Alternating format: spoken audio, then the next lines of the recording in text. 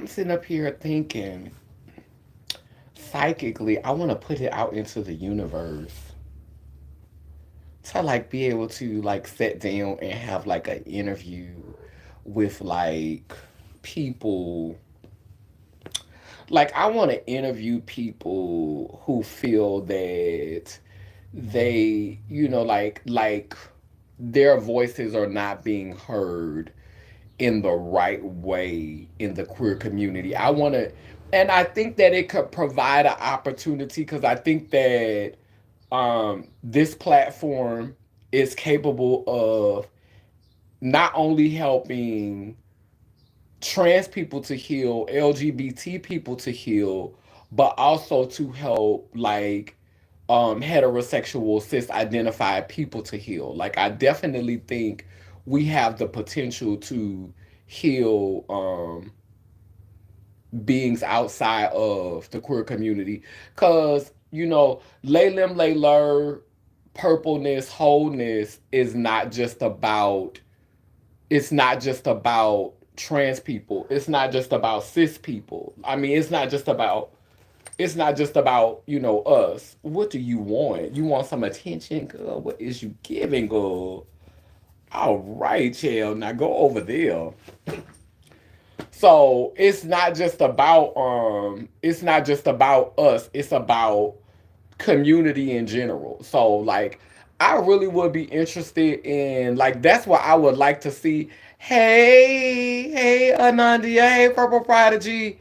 I really would like to see this platform become a space where, cis heterosexual people felt like coming onto the platform and being heard. Like this being a place hey, Victorious Lishay. Came on and legit just felt welcome. Just felt like, okay, I'm gonna come on your platform. We're gonna sit down and talk. Like that's what I would like to do. Like I would like to see panel discussions happening this year between us because you don't see that happening. Like you really don't see people in the community trying to do work that shows um heterosexual cis people and trans people and queer people trying to work together. You always see us on this side and them on that side. Like nobody out here is doing the work to try to bring us together. No one is doing the work of trying to heal us collectively. Everybody just trying to get their bag. It's everybody's business. It's a business with everybody. And I'm following a lot of people who's telling the story about Khia, who telling the story about T.S. Madison. And when people are telling this story about Khia and T.S. Madison, it was like y'all saying it was lightning in a bottle, and y'all saying that it could never be duplicated, and it was just this great thing. I'm gonna be honest with you. I only watched a couple of episodes, and I never watched one all the way through. This is not this is not me being shady. Yes, Kaya is hysterically funny. T.S. Madison have her moments where she is hysterically funny, but again, I do like the infinity symbol when I hear like ambulances and stuff, because it reminds me of the cycle of reincarnation and all that. So just in case someone is transitioning this realm, I remind myself that this is the infinite, so y'all may see me do the infinity symbol when I hear like sirens and stuff. But anyway, but yeah, like what happened during that season was Kaya said Kaya was doing what she was already doing without Madison. Kaya was already roasting all of the celebrities and it was going viral. Putting them two together, it strengthened the platform. It made a bigger platform, but it was good cop, bad cop. And during that season, Madison was able to gain enough notoriety and enough connections to come into the black community. I mean, to connect with Like she was being very strategic about who she would drag and who she wouldn't drag.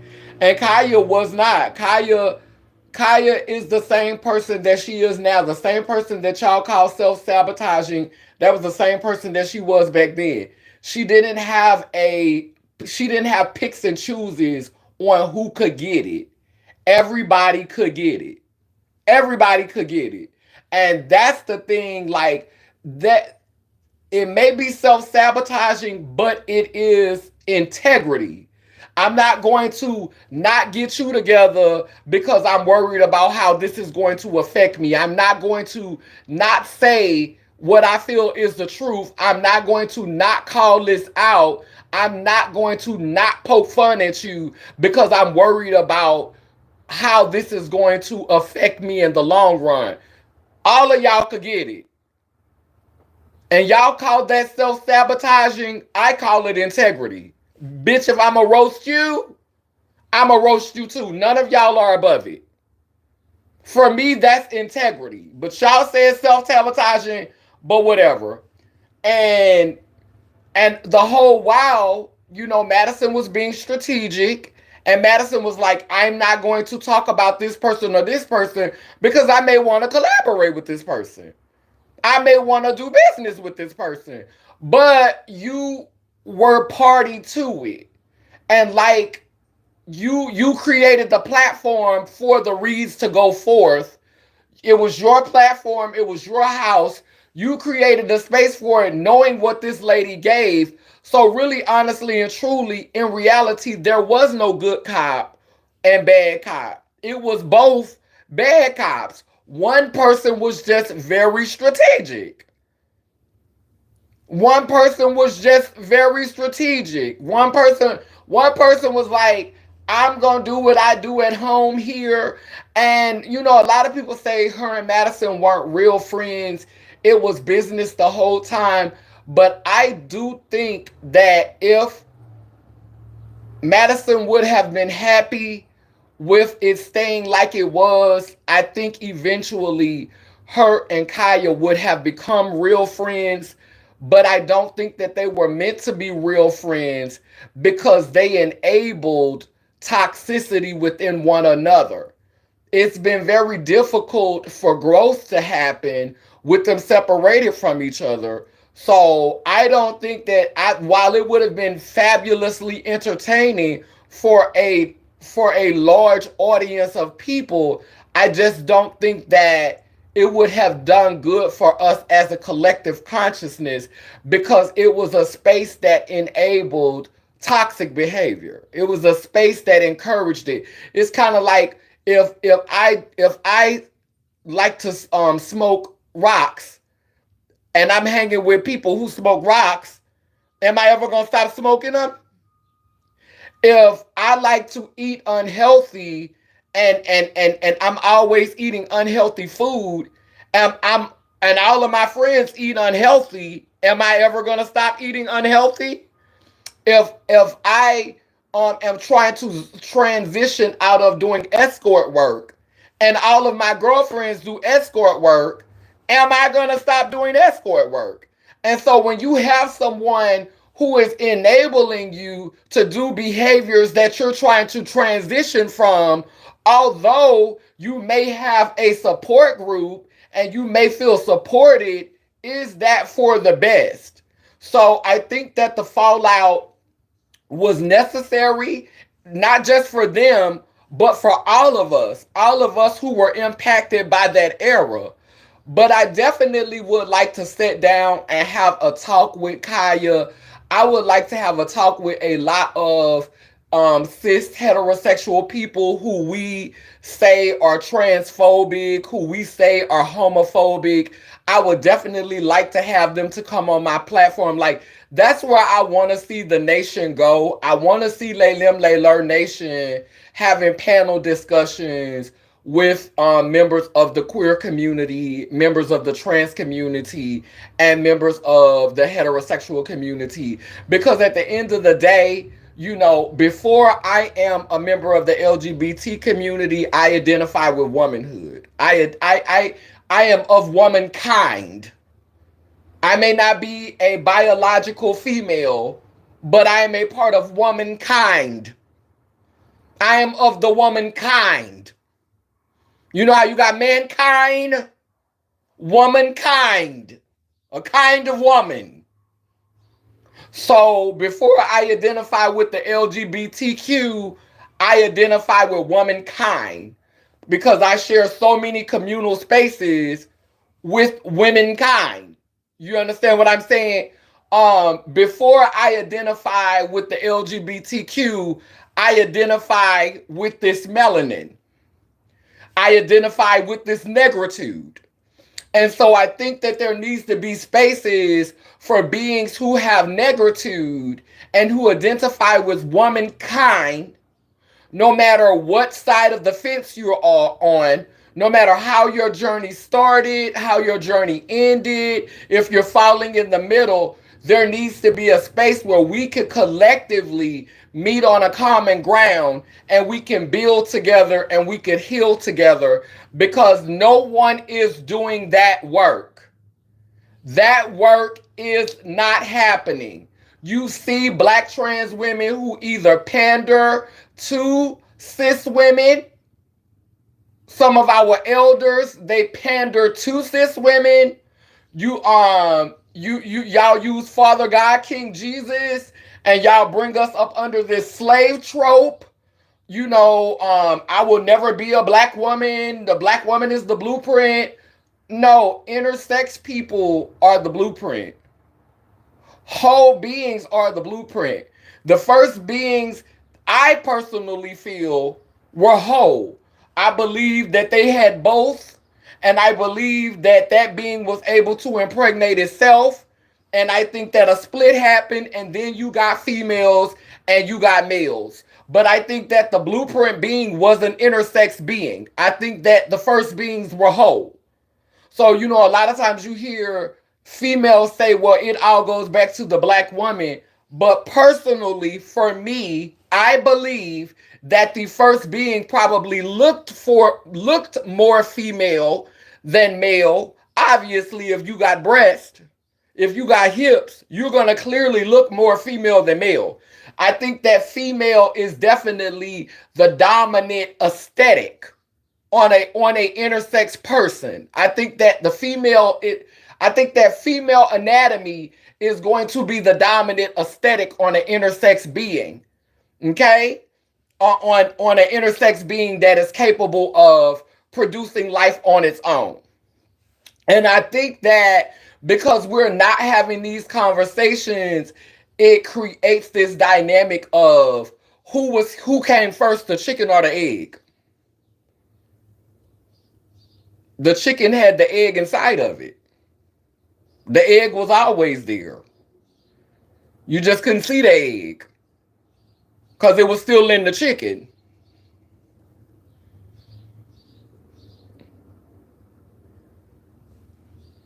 The egg was always there. The egg was inside of the chicken. Then the chicken laid it and we saw it. But the egg was always there.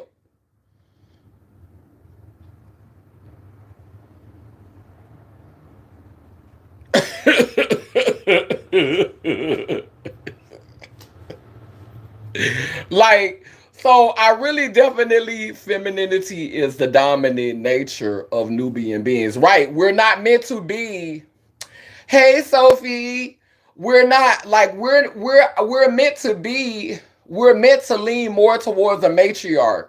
And so for black beings who are really trying to collectively heal, that's what I would love to. Like, I really wish I had money. I really wish I had a nasty coin because I would pay Khia to do an interview with her because I feel like that would be so healing, like in the midst of all of this salaciousness, because we have to remind ourselves not to get caught up in all of this. Girl, they had us so nervous with these tariffs.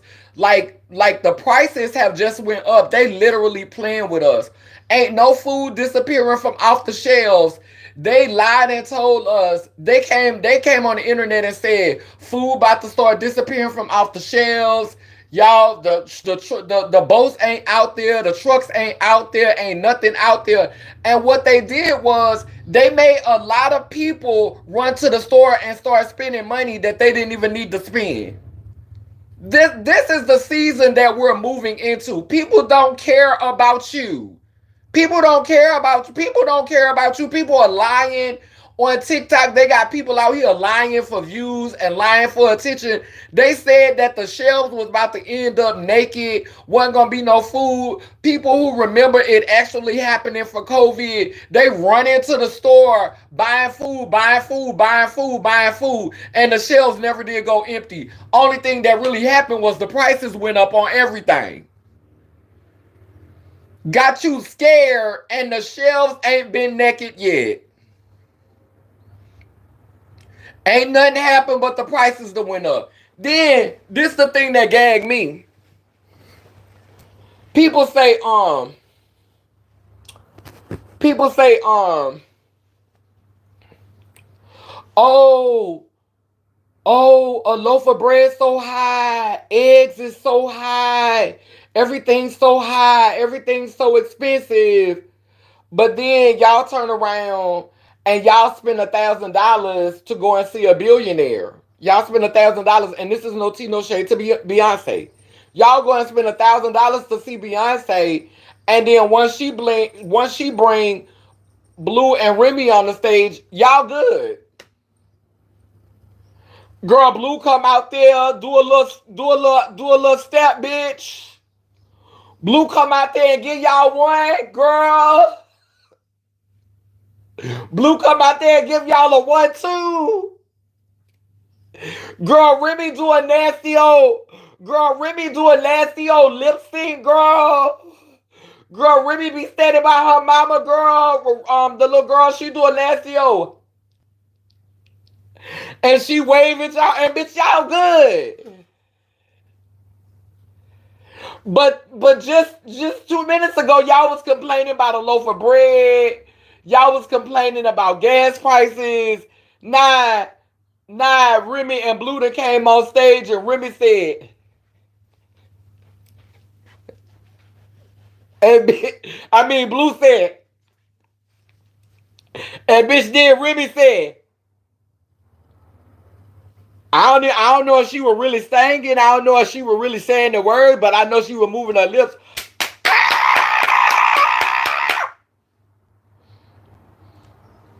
Good, bitch. Child, we cannot get caught up in the propaganda. I'm moving on. I'm moving into this space of where I'm ready to start minding my business and just ignoring these clowns in the black trans community because it. Let me explain something to you.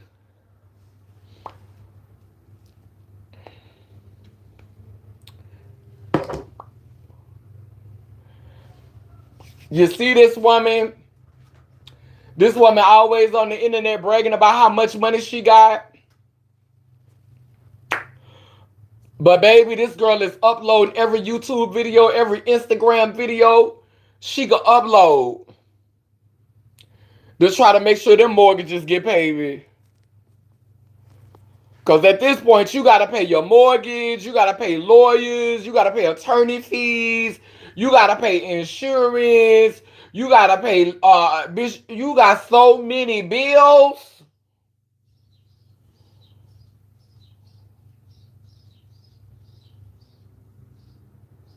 Girl, every time you look around, girl, we getting content, baby. This lady live in front of the camera. That lady live in front of the camera trying to make sure them mortgages and them bills is paid. So, at this point, I realize that it's all a scam. Y'all creating conflict, and who for all we know,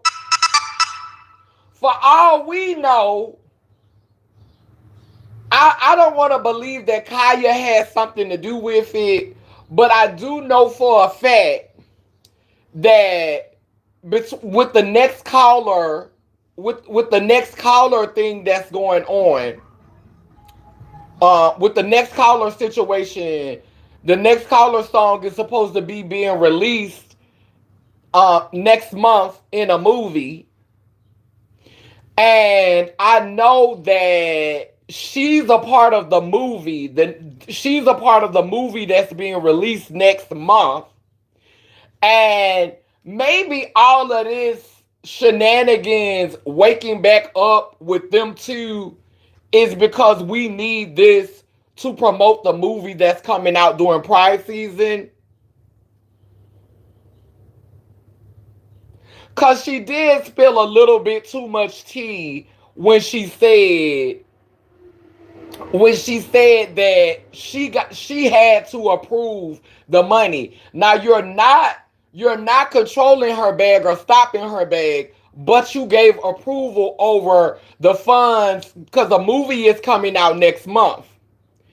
And the song Next Caller is being used in the movie.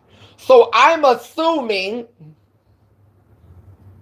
allegedly, that if you had to give permission for the song Next Caller to be used, then that means that the version of Next Caller that they're using, the version of Next Caller that they're using is the original version of Next Caller that you were in.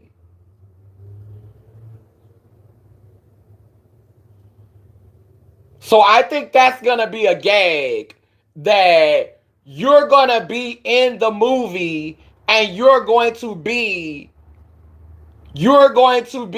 on the Next Caller part, because for you to have a say so, they must be using your likeness, they must be using your voice, they must be using you for the movie. They must be using your voice. So for you to have say so over a song, because Khia reproduced the song without you in it. So why would they need your approval to be on a song that you're no longer in, unless they're using the version of the song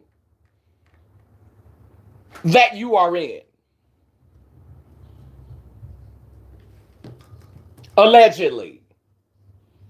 Allegedly. Allegedly. But you did admit that you was mining this lady pocketbooks when you said that. You are mining her pocketbooks. You are in her pocketbook. You admitted it.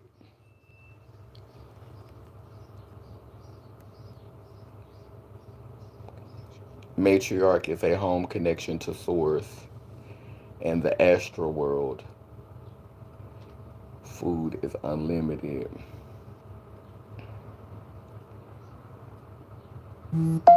We in a whole simulation.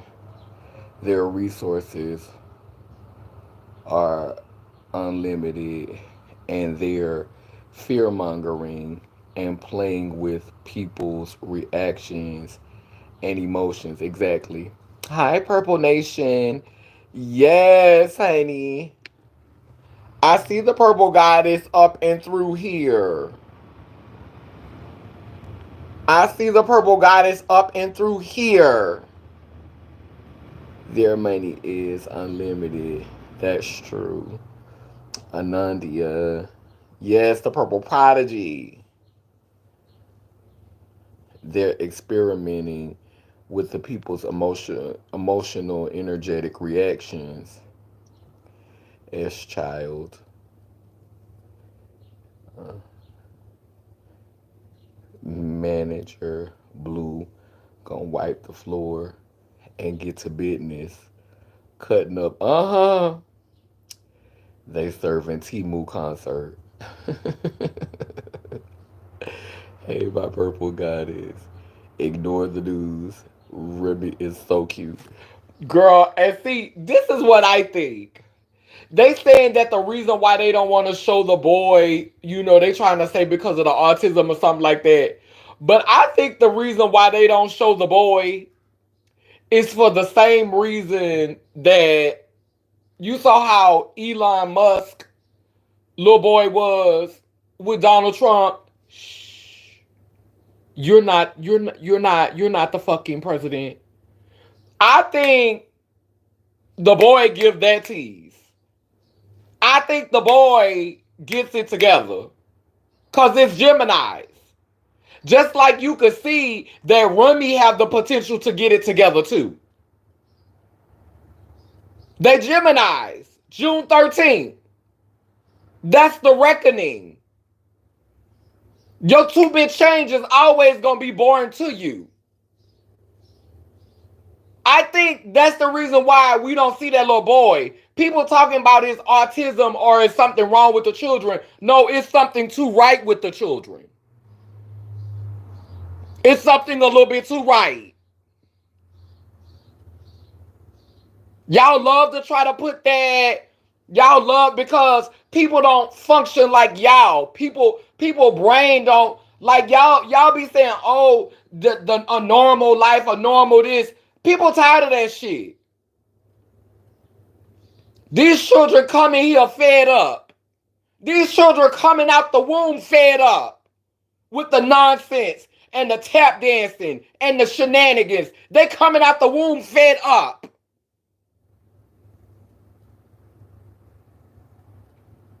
They coming out the Kuna cat fed up. That's why we ain't seeing the other baby. Cause the other baby gonna say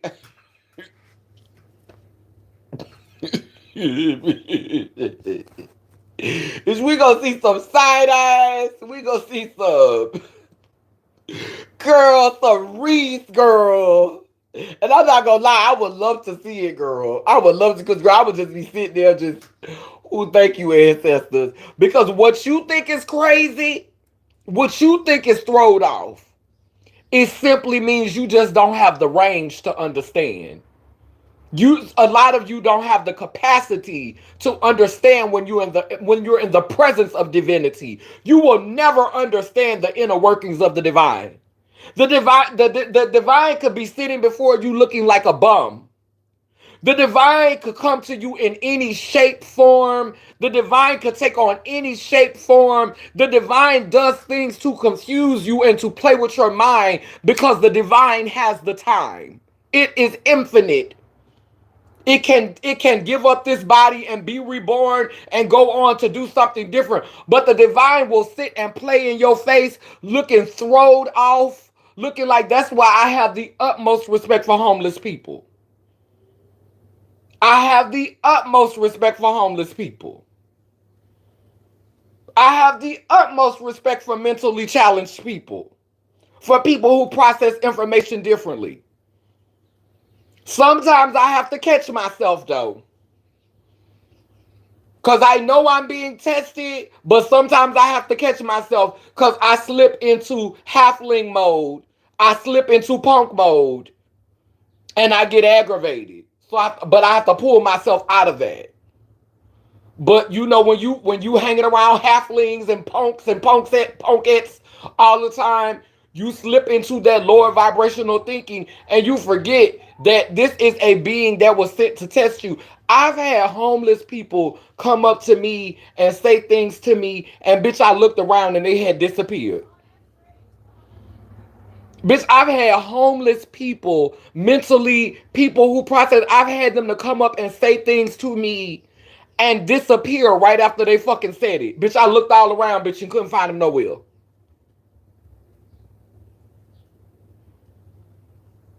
They was just there 5 minutes ago. And you know what? Sometimes the ancestors will test you.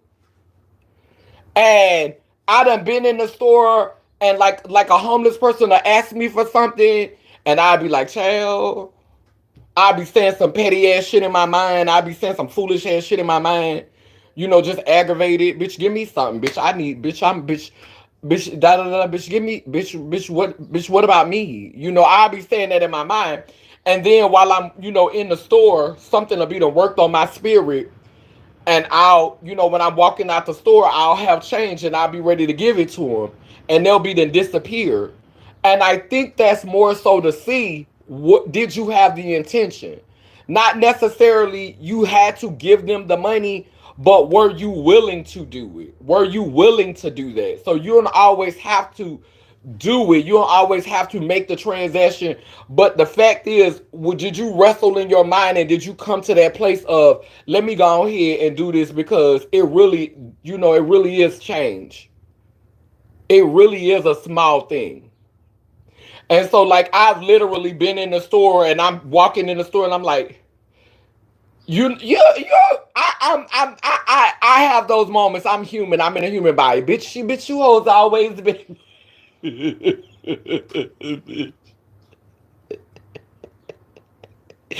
I've had those moments where I be like, bitch, I just got this money, bitch. Bitch, I just got this money, bitch. But then by the time I leave out the store, I'll be like, and I be ready to just go ahead and surrender because I know it's a test to make sure that I'm not so caught up in this matrix that I forget about the least. Because I always try to imagine what if it was me. And I always say this, I would never want to be in a position where I would never want to be in a position where I would have to stand on the street and ask for money. I would never want to be in a position where I would have to stand on the street and panhandle. And that is why I try to give all the time. Like, I send money to Africa when I have it. I send money to my niece in Africa. I send money to my loved ones. Like if one of my loved ones needs something, I always try to treat people well. I try to make sure that people are safe. Like if we getting cocktailed or we getting drunk and I have extra money, I try to make sure I could pay for an Uber for them to get home just because I want them to be safe. You know what I'm saying? And people around me, people who are close in community with me, they could attest that that is legit how I am. And I do it because that's how I want to be treated. I don't want to have to ever get to the point to where as I have to stand on the corner and beg for money. I want blessings to just come to me because I'm always being a blessing.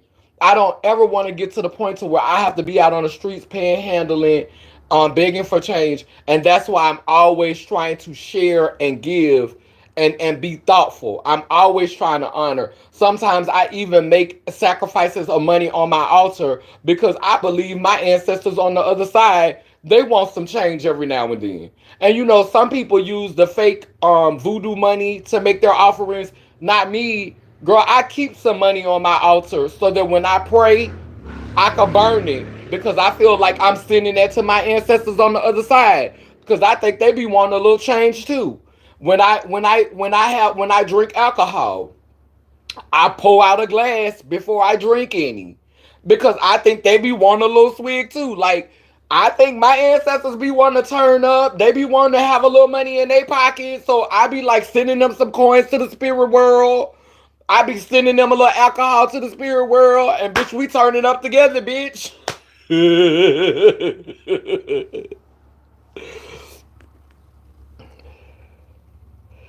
Remy be over it. T.S. Krabs be bragging how much cotton she be collecting and hogging. It's shell. They gotta pay T.S. Piper. And she has an entourage to keep satisfied. Make sure her haunted personal punctation is kept up. Okay.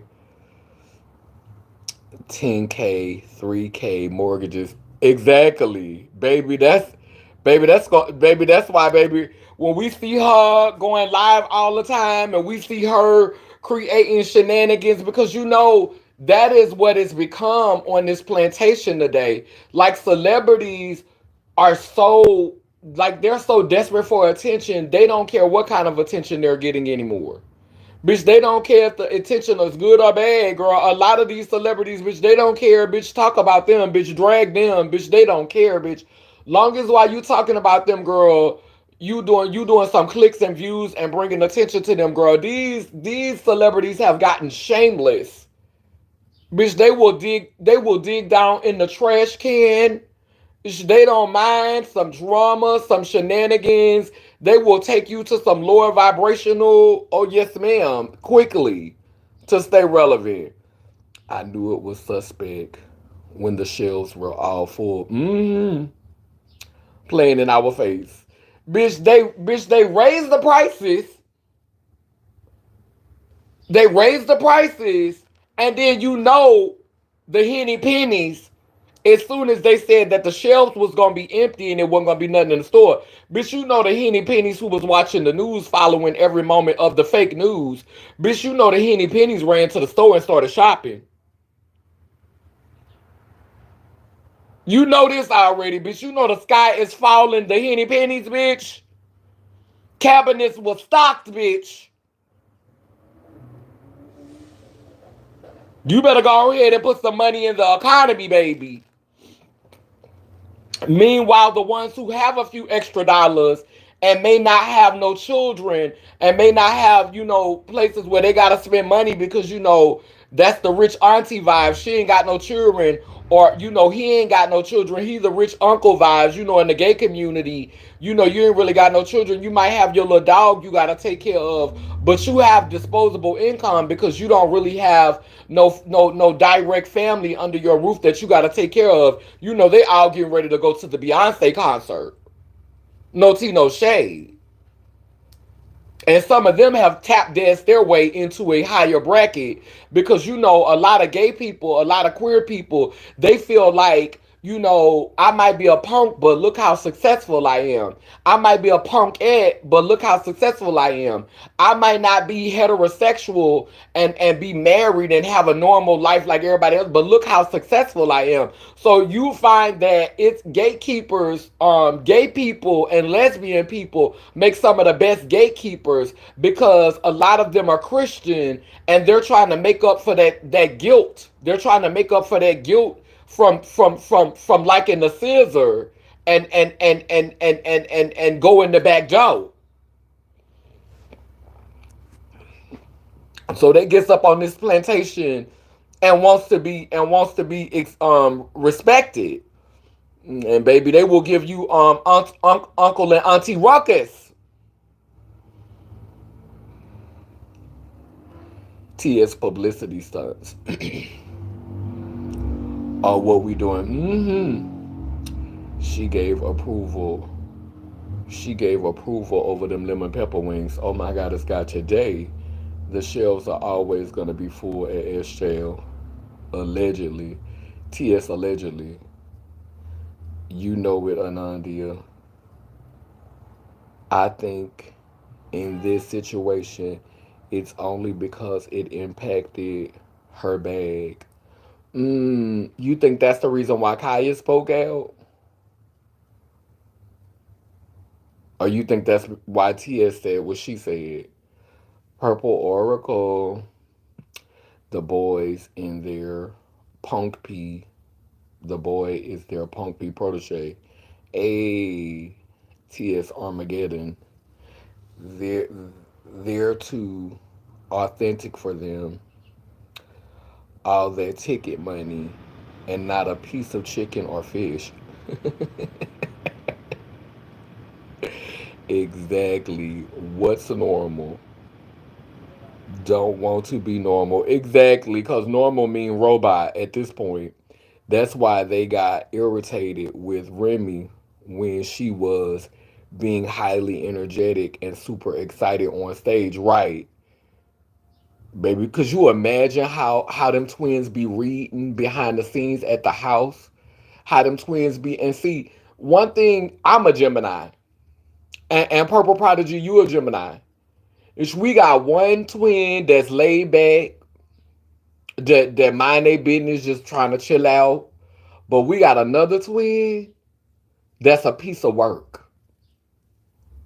And bitch, if you play in that twin face, if that twin feel disrespected, that twin is gonna open up the book of truth on your ass and gonna mirror you in a way that you do not want. And baby, I could imagine how them twins be mirroring the toxicity that Beyonce and Jay-Z have worked to hide.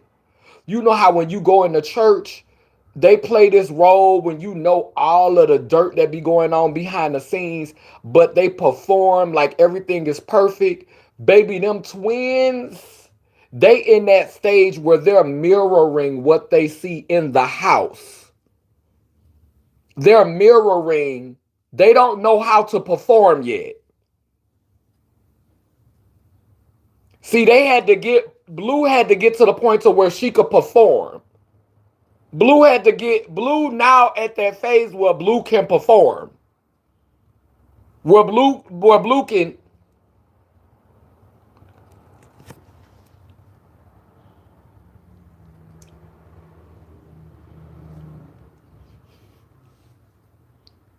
see the twins ain't there yet.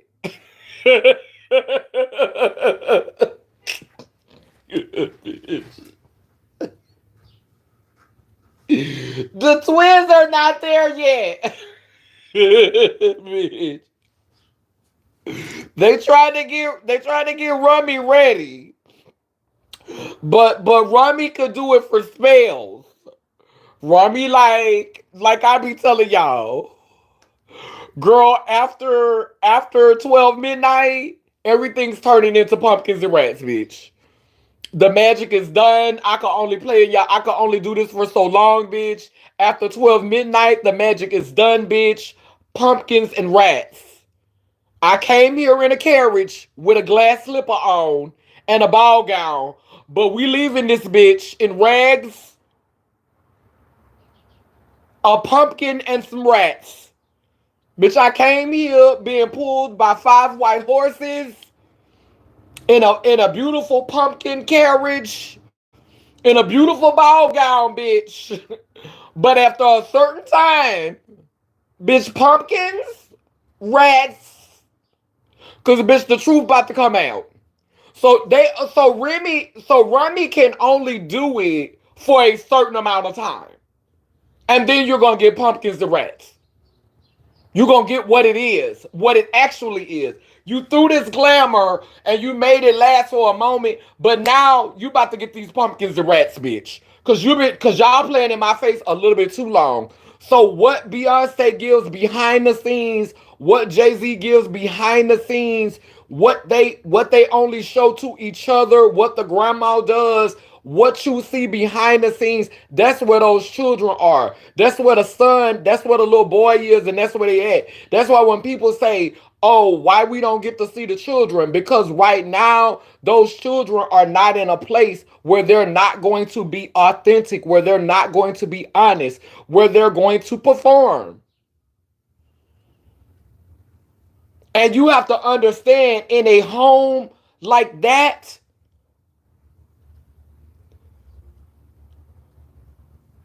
because this is no shade to Beyonce, but it's rumored that Beyonce self-medicates. And so if Beyonce if Beyonce did not carry Blue, because they say it's allegedly she didn't carry Blue. And looking back on it, I could understand why she wouldn't have carried Blue. Because getting full, if she was getting full, then having a surrogate to carry Blue makes a lot of sense. Because why would you want Blue to be in your body while you getting full? If you taking pain pills and you taking things so that because you got to be in pain doing all these shows and all these concerts and dancing all over the place, putting all that wear and tear on your body. So you might be drinking, you might be taking certain medication, and you might not want to carry your baby because you can't give up these things because you need them so that you could continue to get this money, so that you could continue to build. And so if she did have a surrogate, I understand why she would have had a surrogate, because why would I want my baby to be inside of that? Now, when you think about the twins, she carried the twins because the T was clocked. It was a big old rumor. So she had to carry the twins. She didn't have no choice. Y'all didn't give her any choice. Y'all drug her. So she carried the twins. What if she was still doing a little maintenance while she was carrying the twins that may have messed with their how they process information? If she was doing a little something while she was carrying the twins, just a little something, and this is not me putting her down. Beyonce is human. She's human. My mama smoked weed while she was pregnant with me. So I know several people whose mama did things while they was pregnant. So this is not a judgment of Beyonce. This is not me condemning Beyonce. But Beyonce may have done some things while she was pregnant with the twins that may have affected how they process information. And so if your way of processing information has already been compromised because of what your mom was dealing with when she was carrying you, then you can't expect for these children to have a whole lot of patience in a stressful in a stressful space. Your mom and dad, they got all this attention on them. They always got cameras on them, and they've learned how to navigate it. They've learned how to vent all of that privately. Well, the children are seeing all that, and they have not learned how to perform.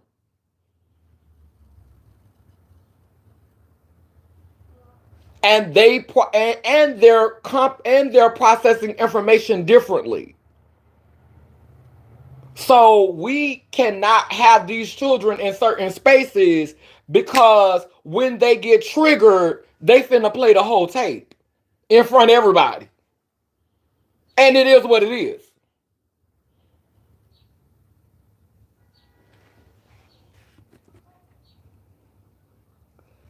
The divine can be what you least expected.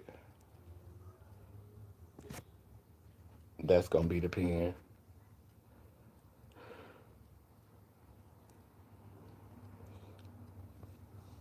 Sir is the problem child. Which the redeemer, the black sheep. I love my homeless people. Exactly. I had to, especially when I was working at Starbucks. I had it to, especially when I was working at Starbucks. Baby, they have no filter. Money gonna come and go. I'd be happy to give money always. Anybody can be in that circumstance. If I don't have it, then I know God is gonna take care of them. So I'm not worried, right? Because you had it in your heart to do it. hmm They desperate for any type of attention. More inflation, the closer to the end credits of this punctation. Trying to get every dollar that's going out of business sale. T.S. Cowboy Carter outfits on deck. They successful at drinking blood and feeding off the living. Oh my. Easing the guilt of constant box eating and wiener smacking in the shadows.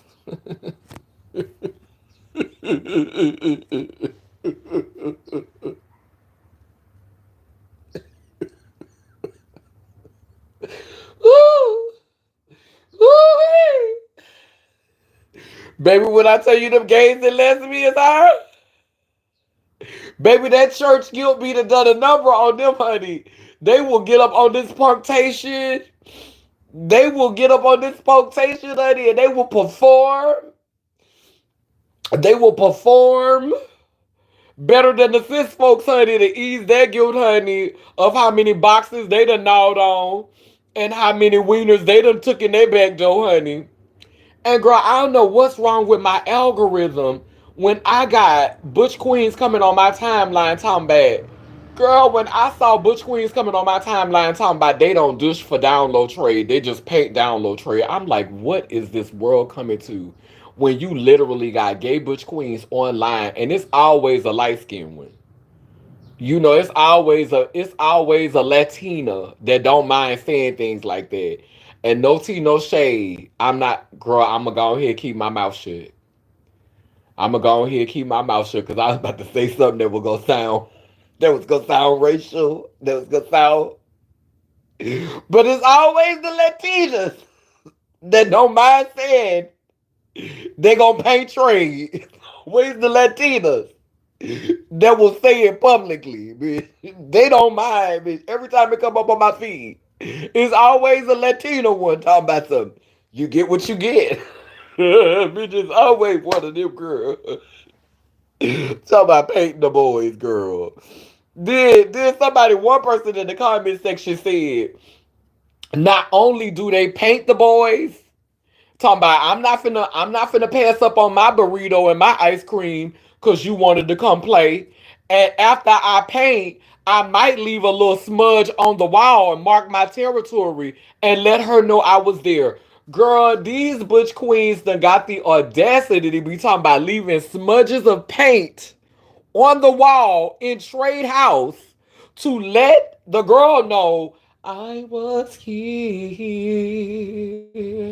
I did. I done. I was here. Left a smudge on the wall. Anything that I thought it was more than I thought it would be. I will leave my mark so everyone will know I was here. Bitch. Bitch. Everything. I will leave my mark so everyone will know. Girl. Girl, that I will leave my mark so everyone will know, bitch. Girl, I'm not trying to leave that type of mark, bitch. Running amok in the Carter household. That one twin gonna raise all hell and unlock Punk Dora's box. You know I had to say you know I had to say that for you. Punk Dora's. But child, if Sir turned out to be a whole one, child, it's gonna be beyond Punk Dora's. Excuse me. I swear I'm laughing so hard and I'm in a meeting. Allegedly, that's why Jay-Z never comes home, cause he can't deal with the ugly truth. They're around all the punks to replicate the gossip. They hear all of the halflings talking. Baby, they hear that halfling chatter, honey. Blue, you used to be off the chain when she was younger. And that's a Capricorn too. He's gonna find out quick, Anandia. Cinderella is thrown out the window after 12, bitch. It's a dove. It's a dove. I came here. Girl, see how I sparkled? See how I shined, girl?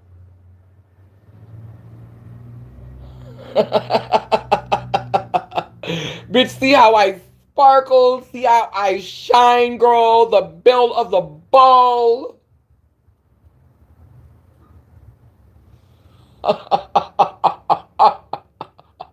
Bitch, at around midnight, bitch, all of this raccooning, all you tokens, all you oppressors, bitch, I'm about to flash. I'm about to flash. That's why I learned self-care is important. I take care of myself. And when I feel myself slipping into that, because I'm still like that, I can only perform a certain amount of time. I can only play nice. If I see too much tap dancing, if I see too much cooning, I have to take it in intervals. I have to take it in intervals. That's why I legit cannot work for 40 hours at a job. I cannot.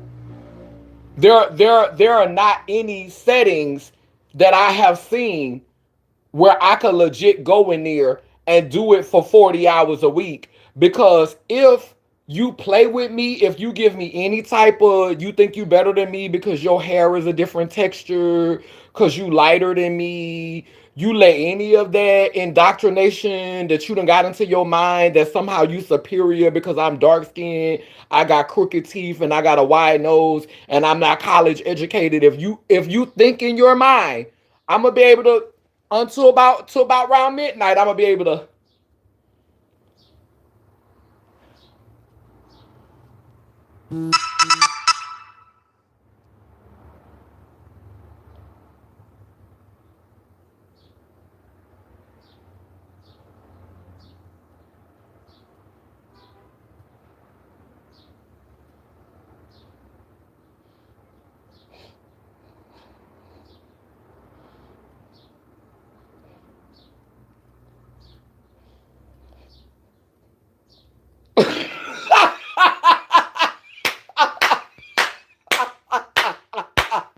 Just damn, just damn it.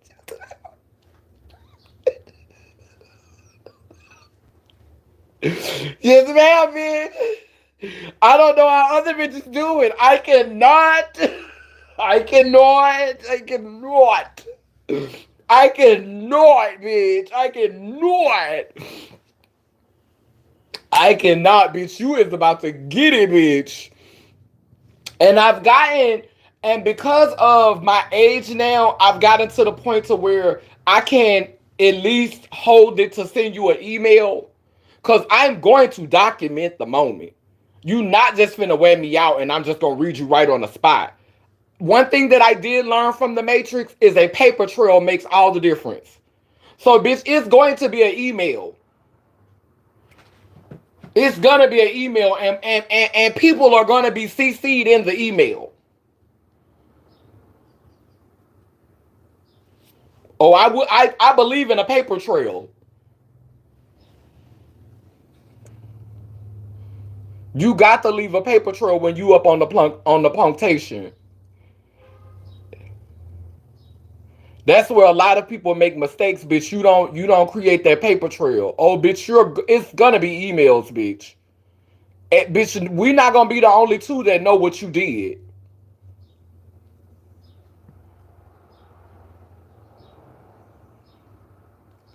Mm-hmm. When Rummy made a irritated facial expression one night, I knew the time of glamour expired fast. Get him off the stage. Come on. She done. We done. She done came out. She done tap dance. She done shook and jive. She can't do it no more. Come get her. Come get her. Get out of here. Bitch, come get her. Got to come get her, baby. She done. We had our little moment tonight, bitch.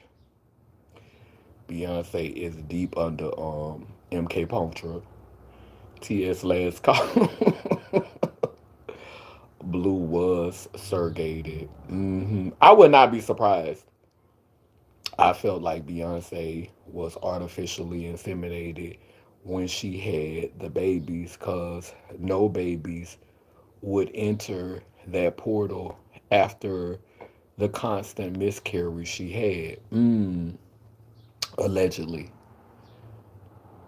Them gays and lesbians be performing the hardest so that they can fuck like jackrabbits and shame behind them doors. Painting like Jackson Pollock, punishing the trade by smearing Reese's cup all over the sheets.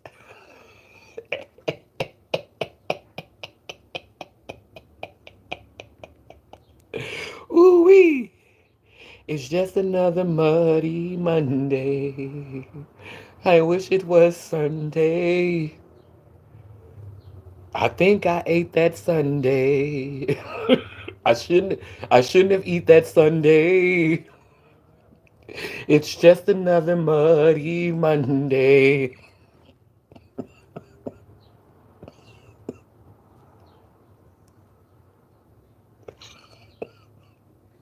Let me stop, girl. Girl playing rock, paper, scissors, and shitters on the bed. Praying, girl. Girl, not rock, paper, scissors, girl.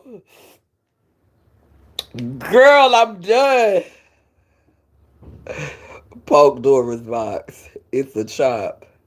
Fairy Punk Mother clicked out at midnight. Self care. Get her. If I get you trying to play in my face with them petty ass microaggressions, shade and subliminals, you have a nasty reading coming. Exactly. Leave them receipts on standby. Exactly. She got she got a run day. She got a run day to the bathroom. It's just another muddy Monday. I think she got a run day.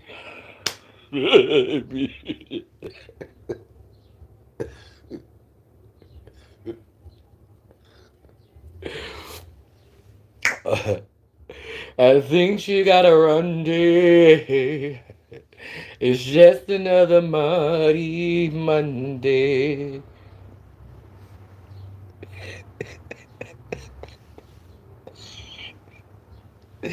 Anadia said Muddy Monday is wild, bitch. It's just another, it's just another muddy Monday.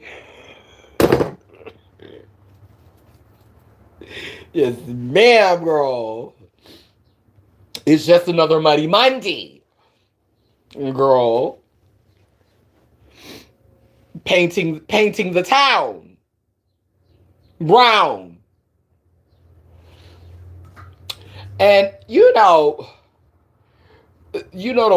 white children will be quick to say, and this is not for all the white children, because I know all white children are not racist. It's so few of them that are not.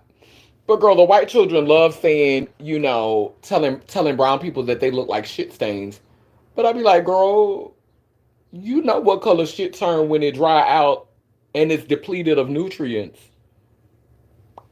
You do know what color shit turn when it is void of nutrients, right? You know what color shit turns, right? When it is void of nutrients, when it's been completely dried out by the sun, girl, and it's worth nothing to nobody, right? You know what color shit turns, right? Because shit has different colors. Shit turns this color, boo boo. When it's void of nutrients, spooky. When all the nutrients, when it's worth nothing. Bitch, when you can't use it for fertilizer, when nothing can grow out of it. When all of the life force has been sucked out of it, shit turns this color, Bookie. So, bitch, at least I'm nutrient rich feces, bitch.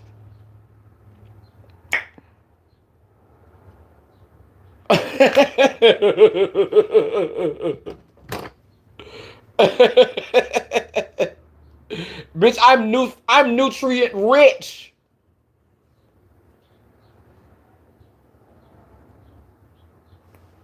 This is nutrient rich fecal matter, bitch.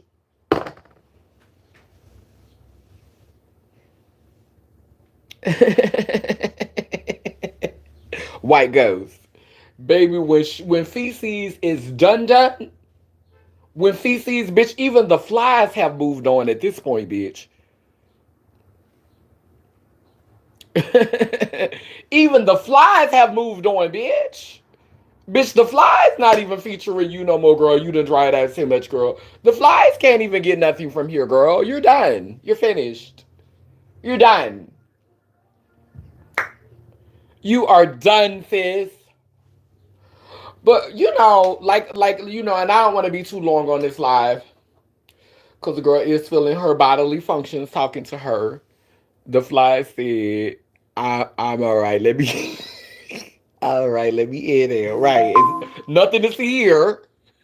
No, nothing to see here. Bitch, show's over. Last call, bitch. Last call for alcohol, bitch. Last call for alcohol, bitch. Nothing to see here, bitch. Bitch, the benediction is now, bitch. But I want to bring the video back to the point. I do want to work towards that this year. Um, I really do think that this would be a great thing to do with the platform as Purple Ones to have panel discussions.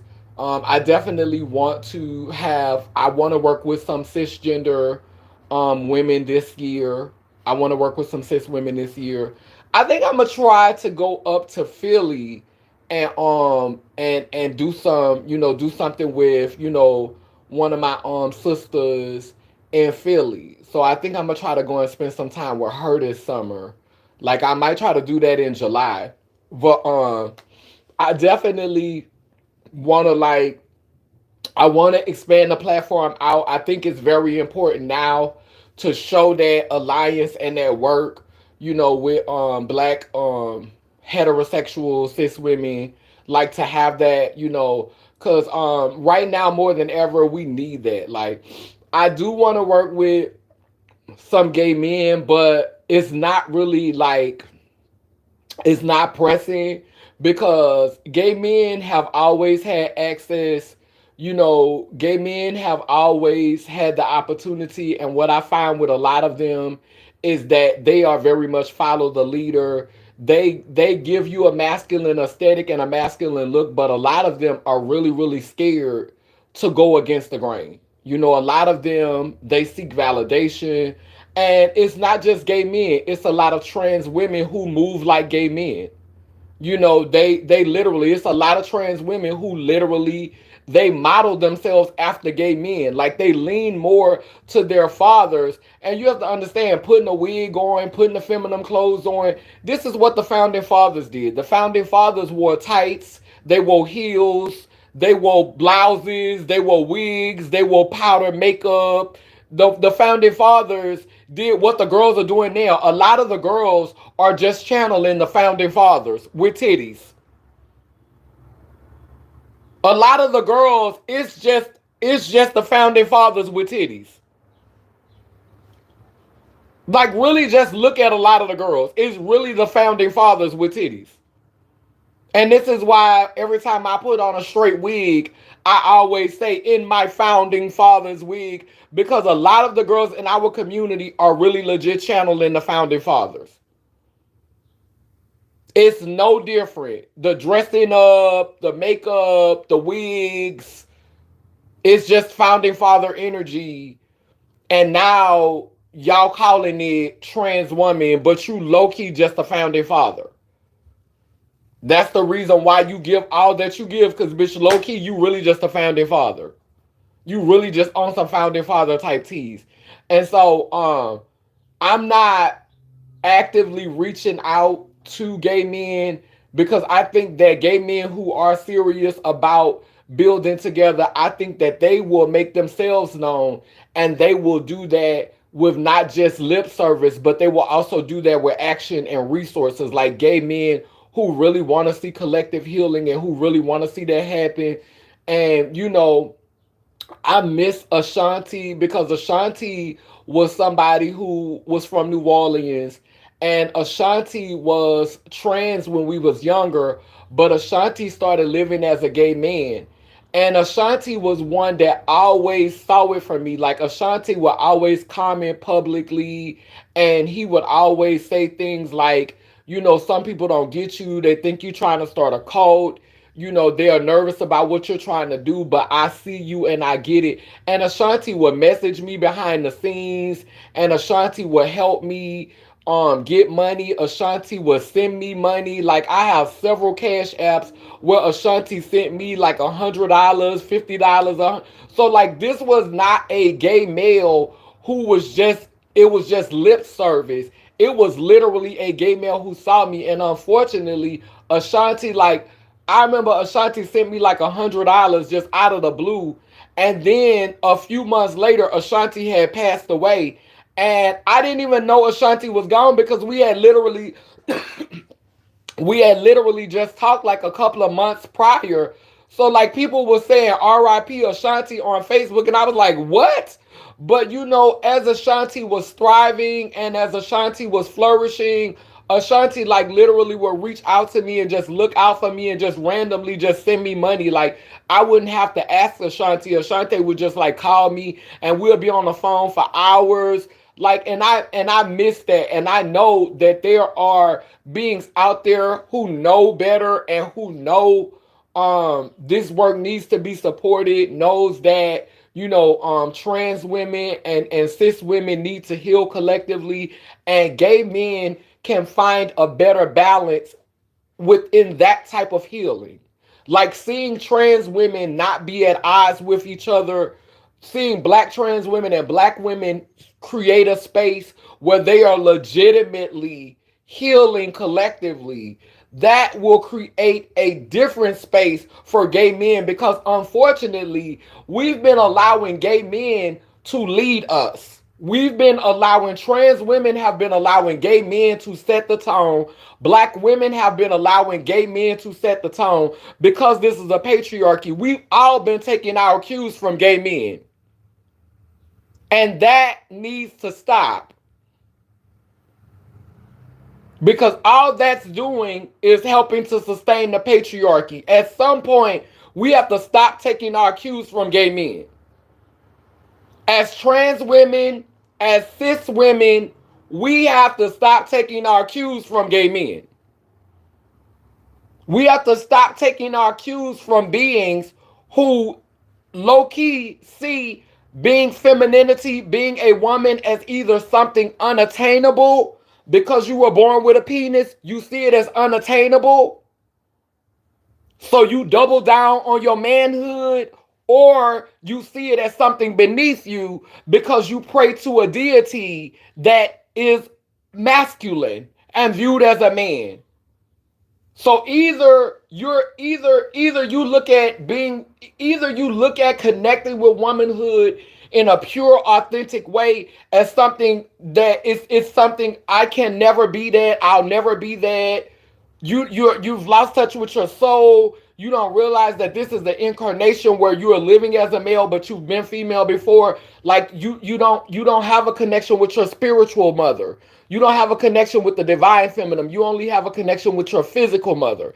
And so you see that relationship as something unattainable. And so really low key, you double down on your connection to manhood because you haven't done that shadow work that reminds you that yes, you are just as much as your mother as your father, but you were just born with a penis.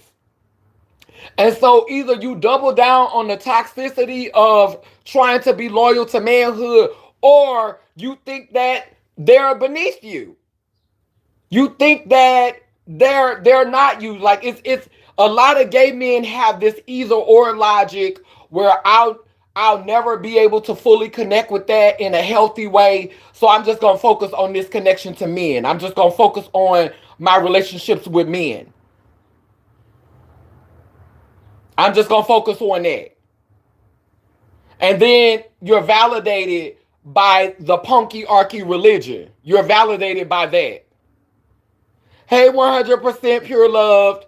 You purple warrior queen. You're validated by that. And so we have to stop taking our cues. Like, black women have to stop letting gay men fix their hair and fix their makeup and tell them how to dress, and have them running around here looking like drag queens, and have them running around here with all of that I hate to say it, fag energy on them, with all that sissy energy on them, and learn how to, because you're losing touch with your maternal side. You're losing touch with your nurturing side. You're losing touch with that energy that helps you to see the beauty in everything.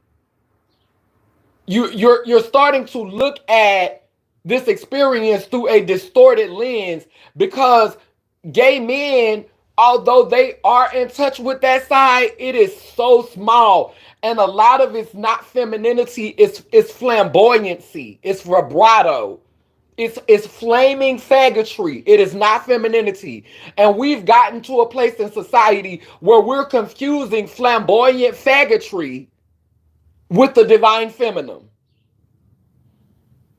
A lot of what we seeing in women and hip hop artists and in the industry, we are seeing females tap into faggotry, tap into punkatry. That is not the divine feminine.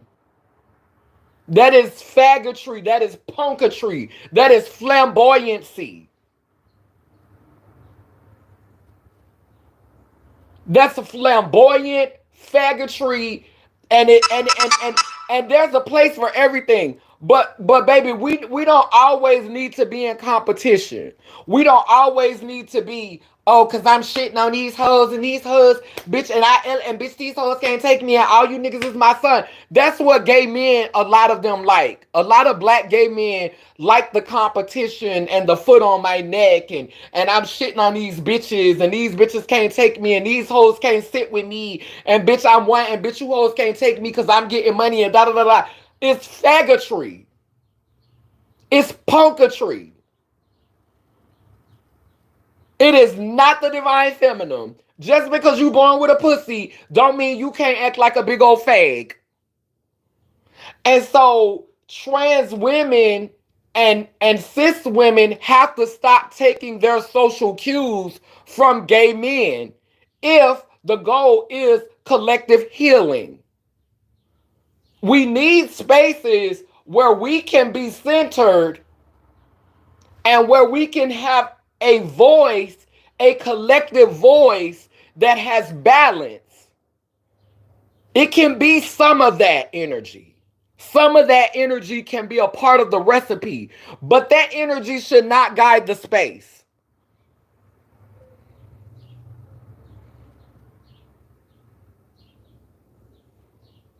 I love Hope Giselle as a person, but her energy should not guide the space. Because Hope is too into how do I look? How do I look? How do I look? And that's faggotry. How do I look?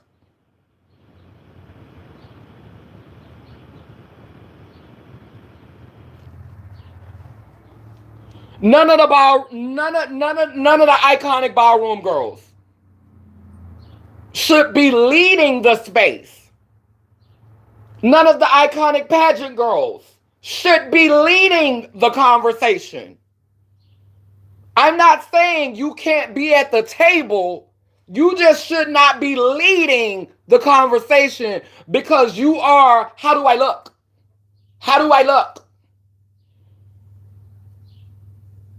The Sexy Reds and the Glorillas and the Nicki Minaj's should not be leading.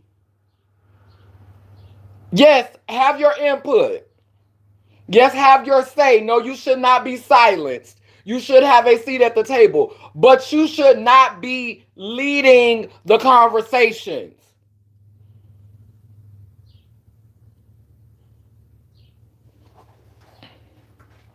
The Hotep women, the Hotep females, now, the ones who think, oh, I was born with a vagina, that means I'm real as Wayne, and I'm goddess energy, and I'm the divine mother, and the rest of you bitches are sidekicks. Nuh-uh. It needs to be genuinely females who have enough spiritual discernment to understand that this is just our body. We are more than our bodies. We are soul, and the soul is genderless. We need to create spaces where females who have that type of understanding and trans people who have done the shadow work, who are not so caught up in their looks and their aesthetics, can come together and have dialogue and have communication that sets the tone for the next generation. We need to recalibrate womankind. We need to recalibrate womanhood. It needs to be recalibrated so that we can nurture a generation of beings who lean more to their foremothers, who are prepared to lead, who are not just getting in front of the camera trying to give you a look. That's not just what it's about. Who can be vulnerable, raw, and transparent.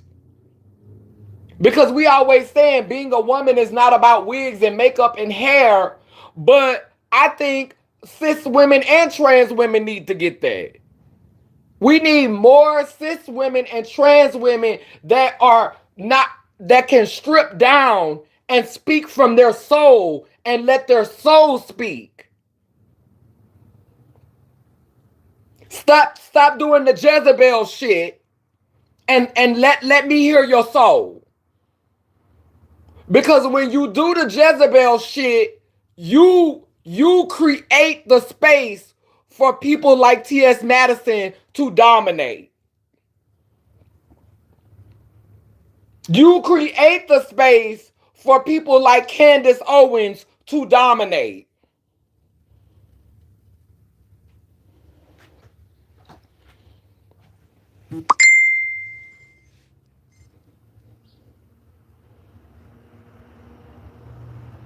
The Angela Stantons and all that. You create that. You give that power. They're stuck in T.S. pose. Exactly. Hope has always wanted a seat at the table. Mocking the divine feminine and aligning to the Jezebel aesthetic. All for competition, for nasty, weak ass trade. Exactly. Gay men are agents of chaos and will always uphold the patriarchy. See how they come in trans women's spaces and try to take over, talk over, and dismiss our experiences. You better say that.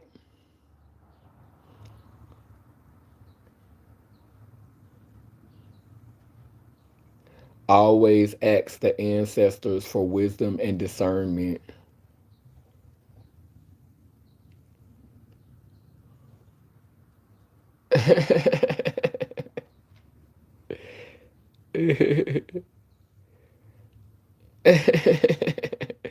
Caption doesn't like humans, so I became an alien.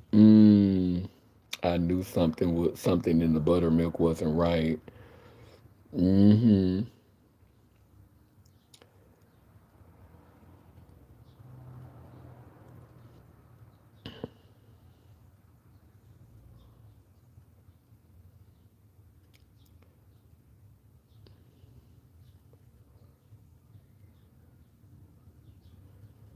The simple life.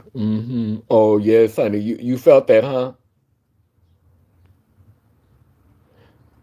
Hey, Sharonda. That's our big sister, honey. Grand afternoon, sweetie. I'm loving this morning. I really appreciate you and your tenacity to keep up the good work. Thank you, sister. Hope Thailand is too fixated on glamour, punk spells, and being the Reed Queen rather than liberating whole beings and dismantling the very system that imprisons us. And that's what pissed me off, because she's always reaching across the aisles to read people, but you're not even reading the coonery in your own community. And the reason why you're not reading it is because you would have to read yourself. Like, you not gonna read, you're not gonna give the community too much, because if you give the community too much, your house of cards gonna fall apart. Cause them butch queens gonna let out all the secrets they know. All the secrets gonna come out. So you are very strategic about making sure that the bullets fly far away from home. You make sure that them bullets, you make sure that you don't shoot in your house. You make sure that you don't deal with the spirit in your house. You make sure that them bullets go way over there. Bitch, you will pull a white girl up and read a white trans girl. You will read black cis women. You will read black cis men.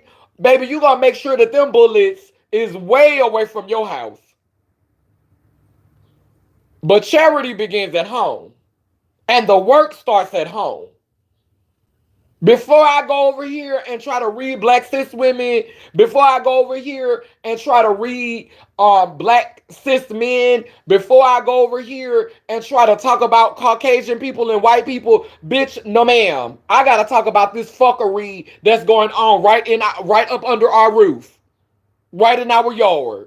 How can you call other people out when you see all the shit going on in your own community? And how you build a strong foundation is to call out what's going on in your own community.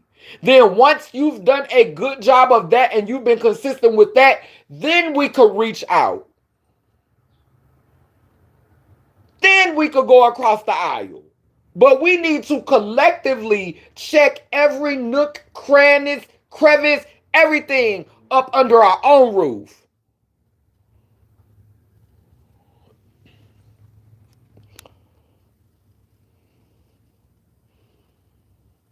Didn't Paris burn already? We need the T.S. Sojourner Truth and the T.S. Fannie Lou May Hamers, who are about that action. You better say that. Paris still burning. Channeling deceived appearances than actually doing the inner work. It takes all kinds, but it's only one kind that's getting all the resources and gatekeeping everyone else. And it's the pageant girls and it's the iconic girls. It's the Beyonce girls, because they drive capitalism.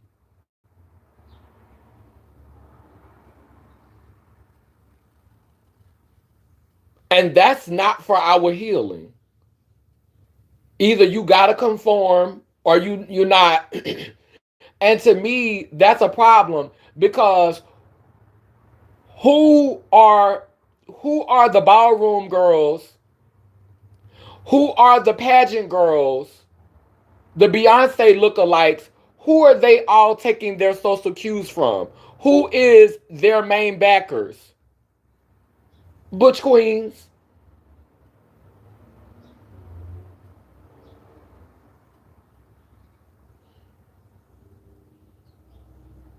That's the Jezebel.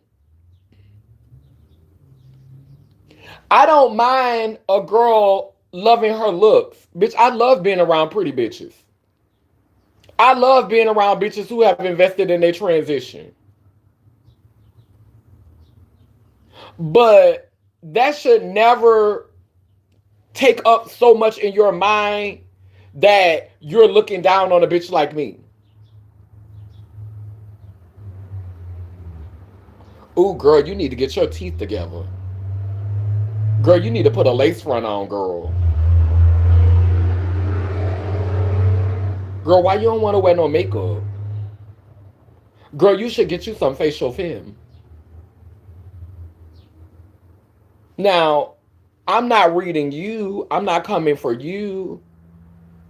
I'm not saying the thoughts that run through my mind about you, because I have thoughts, but I keep them to myself because if you like it, I love it. If it makes you happy, then I'm happy for you. But girl, you're shading me because I don't have a desire to go and get my nails done all the time. I don't have a desire to wear $500 and $600 worth of somebody else's hair on top of my head. I don't have a desire to go and get veneers in my mouth and make it hard for me to chew my food. I don't have a desire to process my hair or change my nose. But girl, if that's what you like, if that's what you want, I celebrate you. We are here to have different experiences and be our unique selves. And girl, if that's what you're calling, if you feel called to do that, then girl, I support you in that. I want that for you. But when you think that those changes make you superior to me, when you have fell into the delusion that now you're superior to me because you've made those changes, that is when we are at an impasse. You are different. Not better, just different.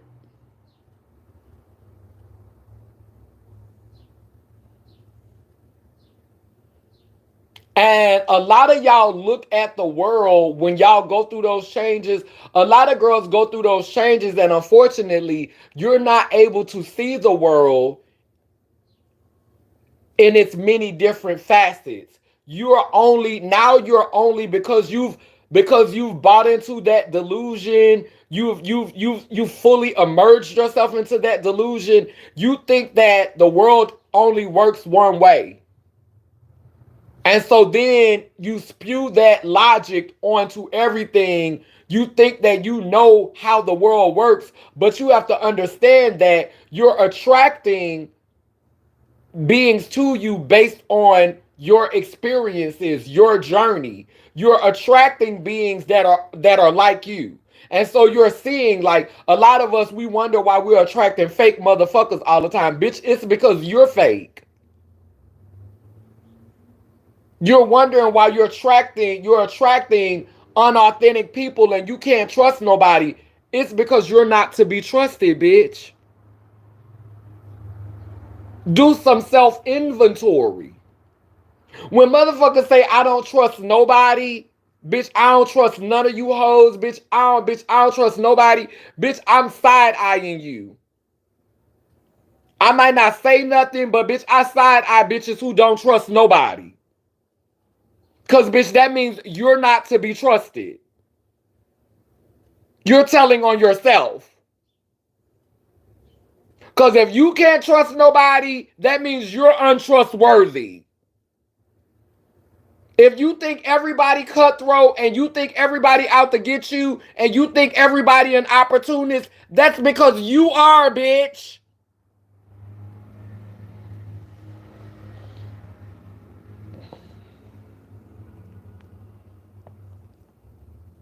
You reap what you sow.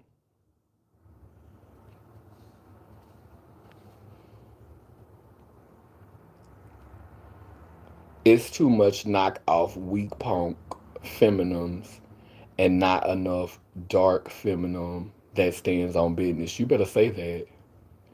My job does those round tables every month. Oh, wow. That's nice. Speak from your soul, not from a script. You better say that, Anandia. Come on, Prodigy. Wholeness is rolling up mental sleeves, unafraid, and being multifaceted. You better speak, goddess. Come on, purple goddess. American Horror Story Nightmare on Punk Street.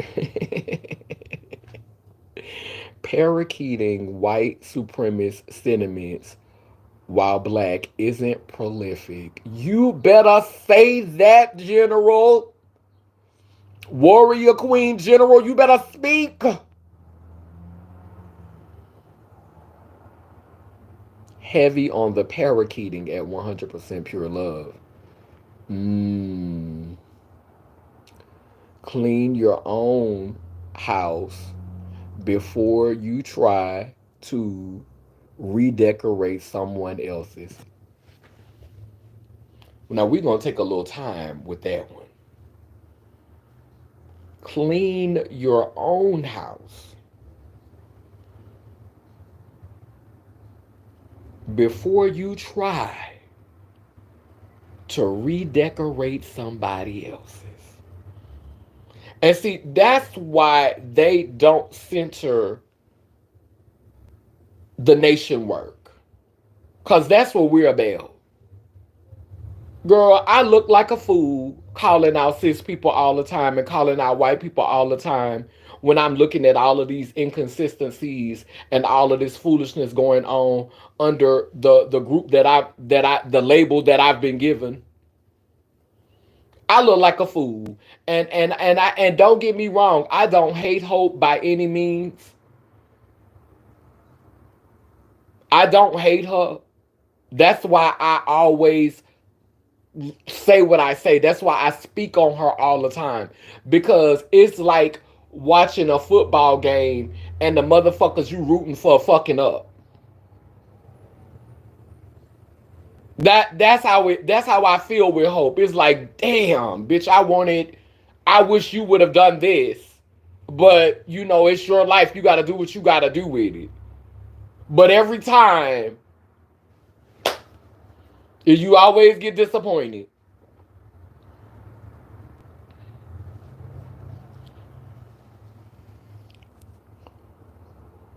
Bitch, you constantly trying to hold somebody else accountable, but you're not building. You're not building within your own community. Because if you was building in your own community, you would be able to do live videos where you would be able to see you with other girls. Girls, you will know a tree by the fruit that it bears. Hope's content, all of the trans women that we see, you never see them in a group. You never see, unless they're getting paid. You never see them with a group of girls. They can't just organically come together and create content and have conversations. It always have to be a coin involved. It always have to be a booking. It always have to be some shit like that. It's never just an organic collective of girls coming together to share and to talk. Now I get into it with the girls. I fall out with the girls. Me and Empathy is in a much better place now. I acknowledged her for her birthday. We've been texting each other. We're talking. I'm not talking to Natasha right now. That's just no, cause it just I'm still in a place with that. You know, for me personally, it's like some girls you're your worst enemy. Like you think that people are trying to play in your face or somebody trying to deceive you. Like again, check your own energy because a lot of times it's you.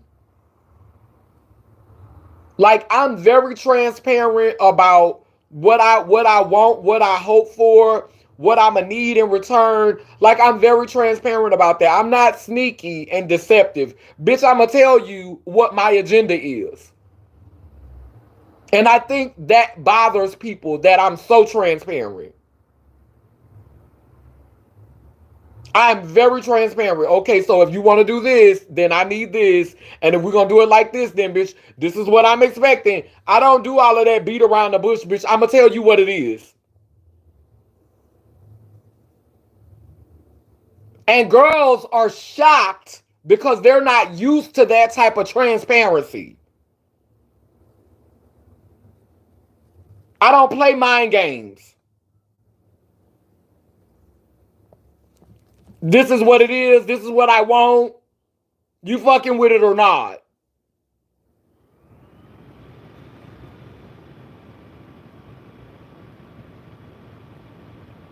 Or not. But I'm still on a break. I'm still processing because I didn't understand. I didn't understand that. I didn't understand trying to make me the villain and trying to make me the boogeyman. And that had been coming for a long time. The break had been coming for me and her for a long time because it's like, girl, instead of trying to make me the villain, girl, maybe just look at the people that's around you that you continue to have around you that are draining you and honestly and truly sometimes I question even if she wants to grow out of that space. Like sometimes I think she just complained just to complain, and I think that she's really happy in that space that she's in. You know, some girls will complain and act like they really want this and that and they working on this and that. But girl, are you though? So rather than me minding your business and saying things to you that you're not ready to hear and challenging you in a way that you're not ready to be challenged, let me just go ahead, step to the side and work on this over here. You know, me and Empathy was talking the other day, and Empathy told me something so beautiful in a text message. She said that I don't love her the way that she wants me to love her. She said, I love her the way that she needs to be loved.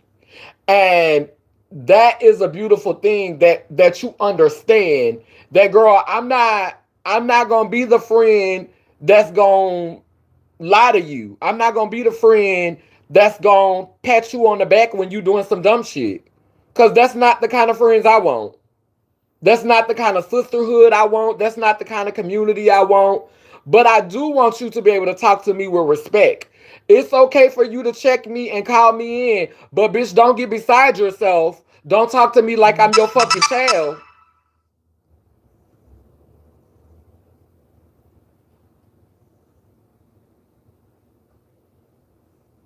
Do not talk to me like I'm your fucking child.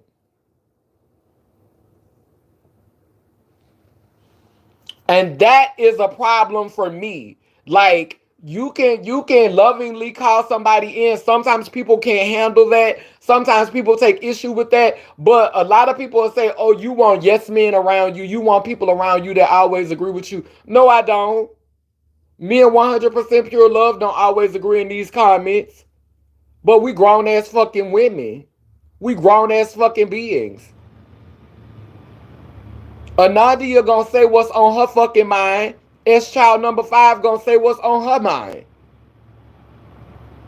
Bitch, ain't no policing going on up in here. Fatima say what's on her mind. When motherfuckers want license to be disrespectful to you, then it becomes a problem. No. We know how to communicate with each other without disrespecting one another. It's knowing how to disagree without having to boldly be disrespectful. And see, that was a spirit that was happening with me and old girl who got her own YouTube channel, who putting out her own music. Me and her, she wanted to be able to come in my comment section and play with me in my comment section. When, girl, you really not invested in what I'm doing. You really not invested in what I'm doing over here. But you just was getting close enough to me so you could be able to say what you wanted to say. That was the strategy. I'ma fuck with you enough that when I want to say something cute, I can. When I want to challenge you, I can. But you really not fucking with me like that.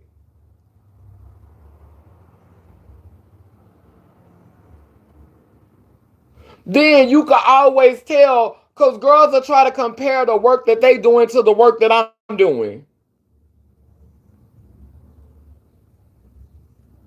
Me and you are not doing the same thing. We are not doing the same thing. Yes, you are androgynous. Yes, you have a wholeness language that you speak. But girl, we're not doing the same thing. I'm way older and I've had time to get some seasoning on this. A lot of these young girls, and some young girls gonna get offended over what I'm gonna say. And if you do get offended, argue with your mammy. But if you started your transition at 15, 16 years old, you have to understand that your brain does not finish developing until you turn 26 years old. That's when your brain finishes developing, when you turn 26 years old. So 16, 17, 18, 19, 20, 21, 22, 23, 24, 25. Girl, that's a lot of years, but you don't really understand. You know how many girls I know that was trans, they started out being trans, and then at about 15, then at about 26 years old, 27 years old, the girls decided they want to be a man. They use all their little soft years to be androgynous and to be fishy and to play with moans. And then at about 27, 28 years old, them hoes detransition into be niggas. Because your brain finishes developing when you turn 26. And then that's when it's time for a moment of honesty. Someone's gotta take the lead tonight. Who's it gonna be? Who's it gonna be? Is it gonna be him or her? Or is it gonna be them? At 26, at 26, that's when you give who's it gonna be?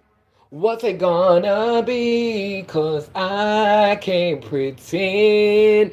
At 26, if you continue on the trans journey 10 toes down and you 36, 46, all of them years, you mean business. But all of them years before, child, how many of us not pussy when we 17, 18 years old? How many girls you know 18, 19 years old, pussy as all get out? 21 years old, pussy as all get out. 22 years old, pussy is a bitch is easy to blur gender lines if you ain't never hit them, if you ain't never hit them weights and you got some smooth ass skin. Girl, throw a wig up on top of your head, girl, and be cut down. So when girls be talking about, oh, I started my transition at 16, 17 years old, and girl, you just turned 26. Okay, girl.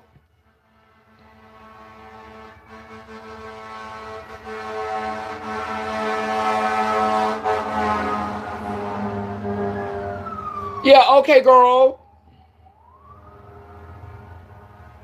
Now let me see where you at 10 years from now. Let me see where you at 10 years after 26. Let me see how you feeling.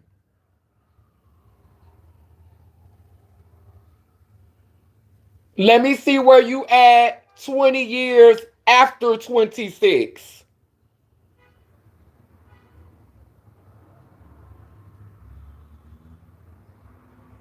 Cause ma'am, this is 20 years after 26 and I started at 14.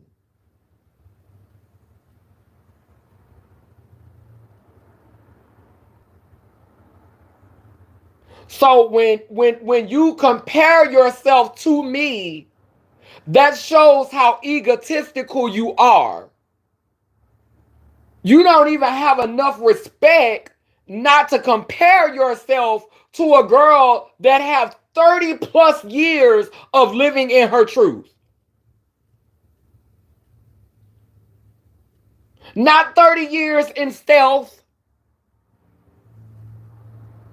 not 30 years of blending in, even though I blend in lovely. But for the most part, I have been open. Yes, I've had seasons in my life where it was safer to be quiet. When I went to seminary school for 9 months, I was not allowed to talk about being trans. But like I told y'all, the motherfucking rats and pumpkins gonna motherfucking happen once I can't take it no more. And when I was at seminary school, I eventually outed myself because I could not continue to follow the script. I've always eventually outed myself because I'm not finna stand by and watch my community be persecuted. I'm not finna stand by and watch beings like me suffer simply because I can pass.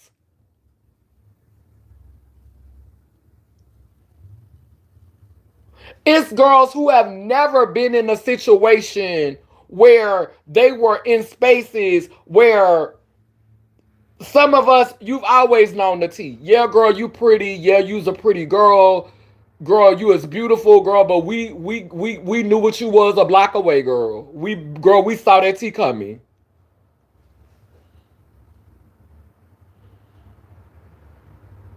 And that creates a different mindset when you are a girl that has the ability to pass. And so then you have to tell on yourself. That's a different kind of bitch. A bitch who gotta give you the tea.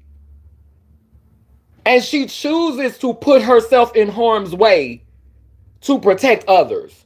She chooses to make herself a target to protect others.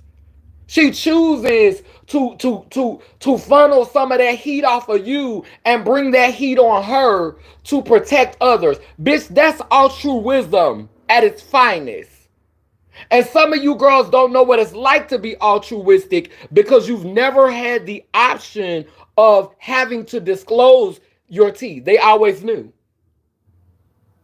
And don't get me wrong, I loved it when the boys knew. I loved it when people knew.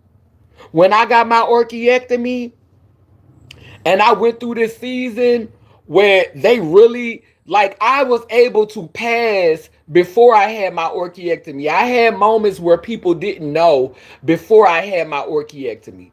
But when I had my orchiectomy, when I got them nuts removed and that body started softening up and that skin was glowing without moans, when I started having those moments and they was constantly asking, you married, how many children you got? Baby, I started getting anxiety because I was like, bitch, don't none of these motherfuckers know. That's a challenge, bitch. When you get to the place where, bitch, you don't never feel safe because don't nobody fucking know.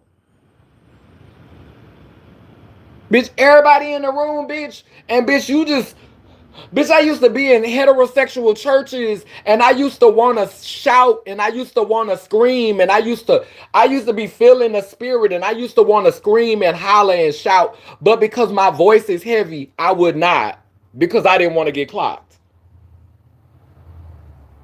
That's a prison.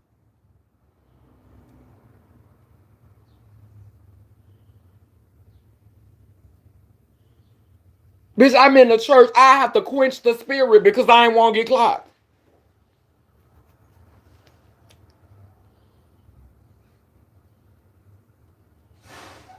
Then when I went to a gay church and I let it all out and I started screaming and hollering and shouting, they was mad at me because I was too loud. Why you have to be so loud? Well, you would be loud too if you had to hold your worship for years and years and years. If you had to hold back your praise for years and years and years, bitch, you would scream too. Bitch, you thought you was in a place where you could finally let loose, and bitch, you can't there either. Because the Butch Queens want you to know, don't be louder than the men. How dare your trumpet sound louder than these men up in here? How dare you have a more powerful voice than these bitches with nut sacks? Than these fully functional butch queens? How dare your utterance and your worship? How dare your voice be the boisterous trumpet? Bitch, how dare you be the trumpet of Zion, bitch?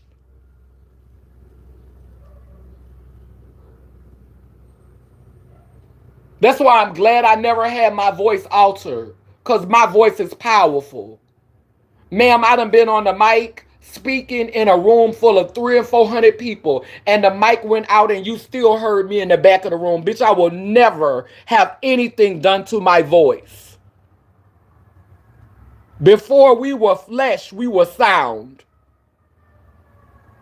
T.S. Madison said her dick is her connection to God. No, honey. This, this.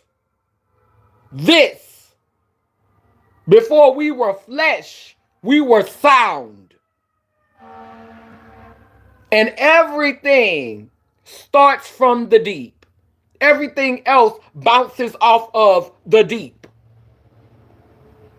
You got to have your bass line together, your baritone. Baby, if you ain't got that together, these other sounds, honey, you got to have that bass line. And everything else finds its place, finds its position, finds its purpose from that low, deep depth. I'm so thankful I do not have dysphoria about my voice. I am not ashamed of my voice. My voice is probably my favorite thing about me.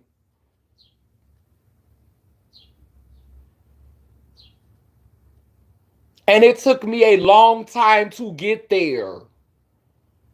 And I'm thankful that I never felt the pressure to change it because I did when I was younger.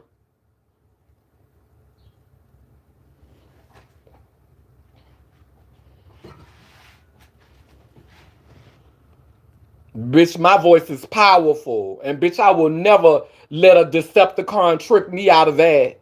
Thinking I gotta walk around here. Yes. Oh my God, you're so crazy. Oh my God. Yeah. Oh my God. Oh boy, you're so crazy, boy. Would you stop, girl? What is you talking about? Oh my goodness. Why you so soon? No. No. Nope. Nope. No, I'm not that invested. The glamorous girls are walking punk commercial ads. I noticed some of the people in the community did not like the bragging and boasting of Maddie and not putting other people on and not putting others of the community on. Pride and Ballroom never felt safe. It's out for cash without community and the squeeze the people and feed his appetite. Now, one thing that I'm going to give Ballroom, because I'm gonna give some props to pageantry and Ballroom. Um, the the thing about pageantry that I will give it a plus to is that it gives them a sense of community and it helps them to get confident about, public speaking, base level advocacy, you know, how to carry yourself, how to show up, those are things that I think that have been diluted and polluted because it's so performative, it becomes toxic. You shouldn't always have to be polished in a suit and just you shouldn't always have to be over polished. Like sometimes presentation should just be everyday. That's why when they put that statue up of that everyday black woman, a lot of people did not receive it because in our community, black people, we always feel like we gotta overdo everything. There's never a category that just says, come as you are, be your authentic self. And I think that if we had those types of categories, you would see more of people's personalities shining through rather than seeing everybody trying to mimic some mainstream persona. Rather than seeing everybody copying and parakeeting from the same archetype. We don't create categories in community that allow people to authentically be themselves and to show you who they are individually rather than mimicking this collective idea that at this point has become toxic. The thing that I love about the ballroom is the energy. Ballroom is where the warriors are. Like ballroom, like that's warrior energy. That's warriors. The way them bitches be spinning and kicking and dancing, bitch, them are fucking warriors. That's our warrior energy. Bitch, that's some Bitch, in the spirit world, bitch, that's some channeling, bitch. That's some motherfucking Yu-Gi-Oh anime. I get chills. The power that exists in the ballroom space, but it's guided by the wrong force.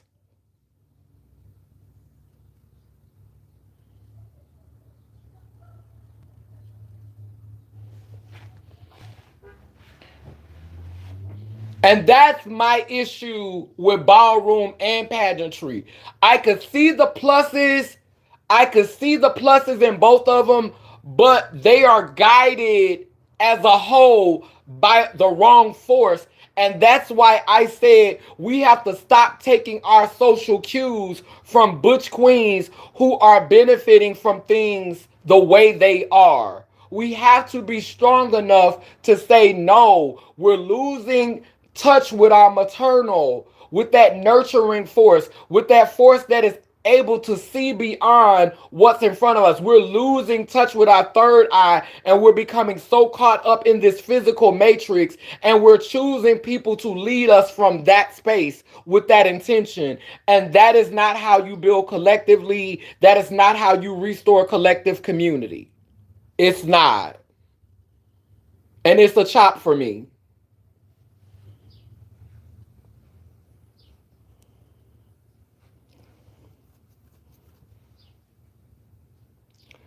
You look naturally beautiful just the way you are. Thank you, Victoriously Shay. And the shade is all of the Beyonce wannabes get treated like common punks by the people they run behind. You better say that. How you bragging about bundles, teeth, implants, and designer clothes, but the only reason Trey used you is because of that lemon pepper chicken wing in between your legs. And me and my oldest daughter was just talking about this. Like my daughter was like, because my oldest is a sex change, and she's like, girl, when I tell you all these niggas want dick, like these niggas love dick. Like if I wasn't, and she was like, if I wasn't evolved as I am, if I wasn't where I am mentally, I would feel away. And she's like in that season of her life where she's looking at them and she's a little jaded because they all want dick.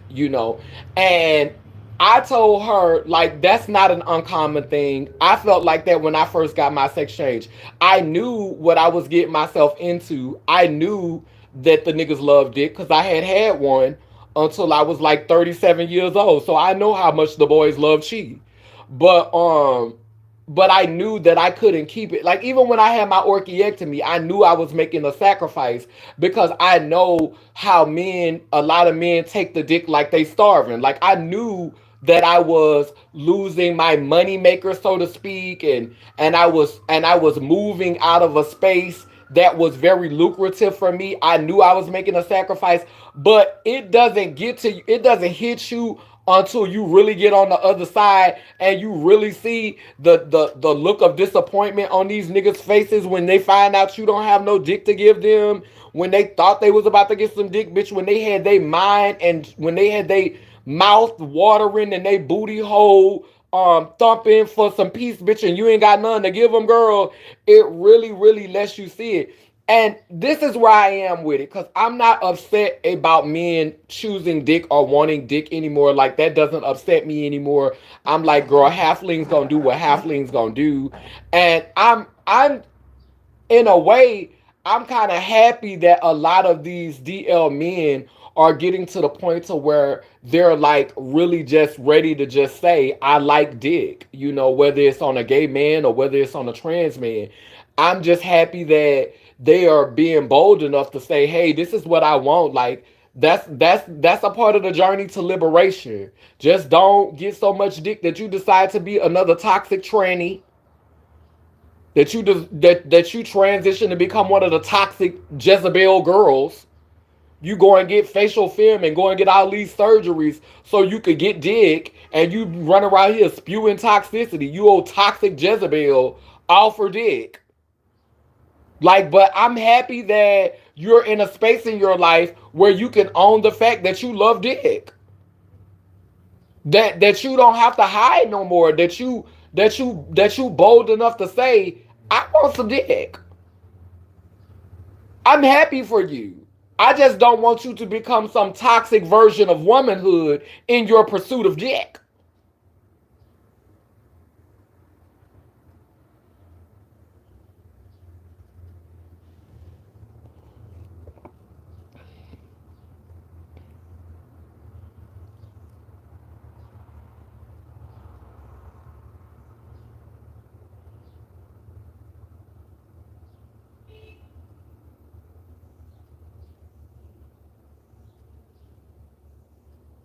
If you listen long enough, people usually tell you exactly who they are and what they're about. And a lot of people know that to be true. That's why they don't those people won't talk around you. This needs to go viral. So many gems dropping. You clearly are in your purpose. Thank you, the Simple Life 7. Hope stays fumbling the ball. It's the hypocrisy and competition. I know, bless her heart. Comparison is a grim reaper of happiness. I've only seen Hope with Medicine or with I Am Jazz, and that was because she got to be on television. Right. You'll know a tree by the fruit it bears. You never see them just organically building with the girls. How often do you see me at a fish fry with the girls? How often do you see me out for dinner with the girls? Like if you come on my timeline, my Facebook, my stories, I'm always in community. My daughter was over here yesterday, girl. We was cooking some chicken. We she fried some chicken and I made some pasta, girl. We was together yesterday. Like my daughter called me when I woke up. That's the first person I talked to on the phone when I woke up. Like that's legit community. Like just in community. It's not a business, it's community. Like that's literally when you live it, when you live it just happens organically. And the reason why you'll never see girls like that in community is because that's not their intention. Their intention is to gatekeep community and guide community. And most of the time when it's girls together, bitch, it's a paycheck involved, it's a coin involved. And that's why our community has become so commercial and performative. Because girls don't know how to organically come together just to support each other for the sake of supporting each other. You've accepted the programming and you've become a detriment to each other and not a hit. No, nuh-uh. That's not real. And people need to be able to see through that. If that's who you want to model yourself after, go ahead. But that is not collective community. If you always see a bitch by herself, you don't never see a bitch with a bunch of girls, and bitch, it ain't never just organic, and it's always the same kind of bitches around you. All y'all look alike. Girl, it's some tea with that.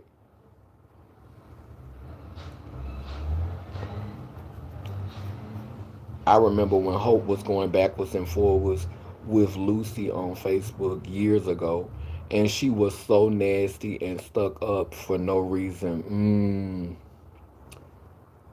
You talking about Lucy, who I used to make music with? I didn't like when Maddie told Jazz mom she shouldn't let her get bottom surgery. Oh, wow. TS, check your own temperature. I didn't know she told her that. I didn't like that either at Victorious Lachey. I was so mad. Like, go have several seats, weak in the knees, Maddie. I love and appreciate people that move with integrity and hold me accountable. TS reciprocal relationships. Ashe. Miss Miss Scholarships is no is a hypocrite trying the girls who escorted and still hung with Maddie. Girl, when I tell you when she said that she said about Sydney Star, I was gagging. I was like, and bitch, this the only one, bitch, and you'll throw a dart at Sydney because, bitch, you know Sydney is not capable of eating your ass the fuck up. But bitch, I don't give a damn what college you went to. Bitch, I don't give a damn how many uppity Negroes you hang around, how many pick me's you done learned from and studied up under. Bitch, I will eat. Bitch, I will tat a frame. Bitch, I will eat that wig off your head, bitch. If you ever,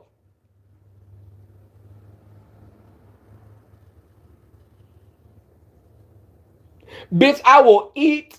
Bitch, I will eat you. Bitch, I will eat every strand of hair out that lace front, bitch. And it's not gonna be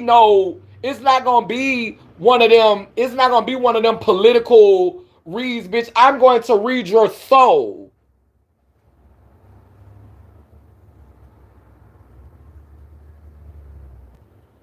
Cause you sit in front of that camera when she to me, she remind me of Candace Owens.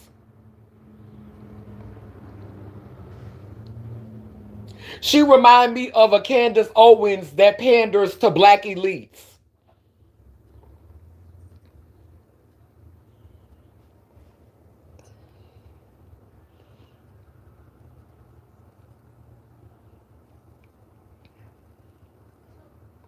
I don't want to be around people who agree with everything I say. That's not how the world works. Exactly. Enlighten me. Mm-hmm. Exactly, as child. Facts 100% pure love. We can agree to disagree and be respectful. Exactly. Comparison is the thief of all joy. Exactly. Let's go. Let's keep it respectful. Move civilly.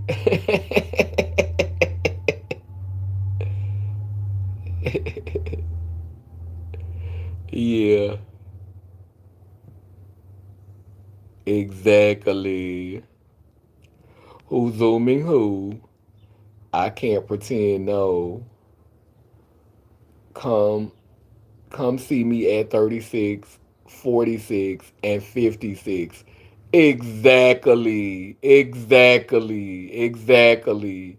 Everybody in middle school, when you get in a blogger, when you get in booger drag and eat it up, especially these days, realness, realness is simply not giving a fuck.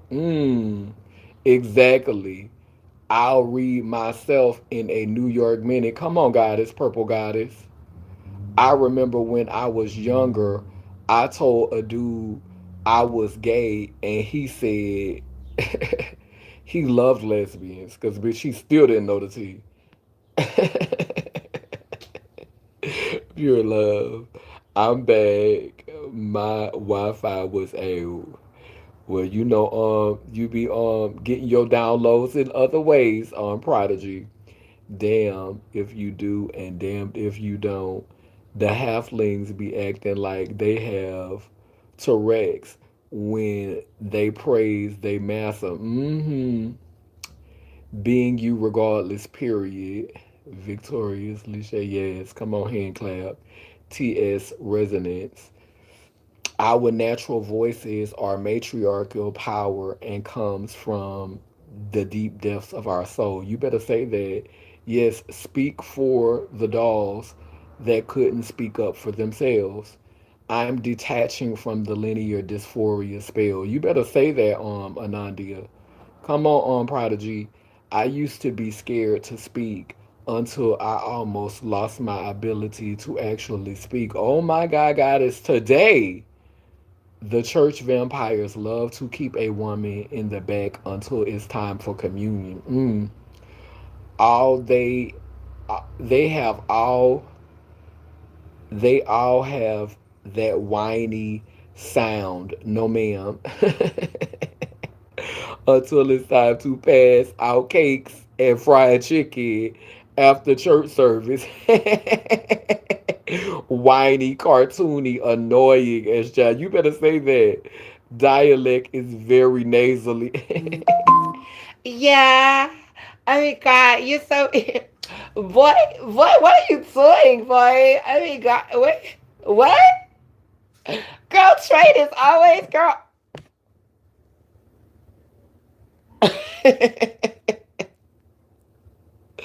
I love my deep ass voice. Come on, Anadia. Your voice is powerful, sister. I've heard you before.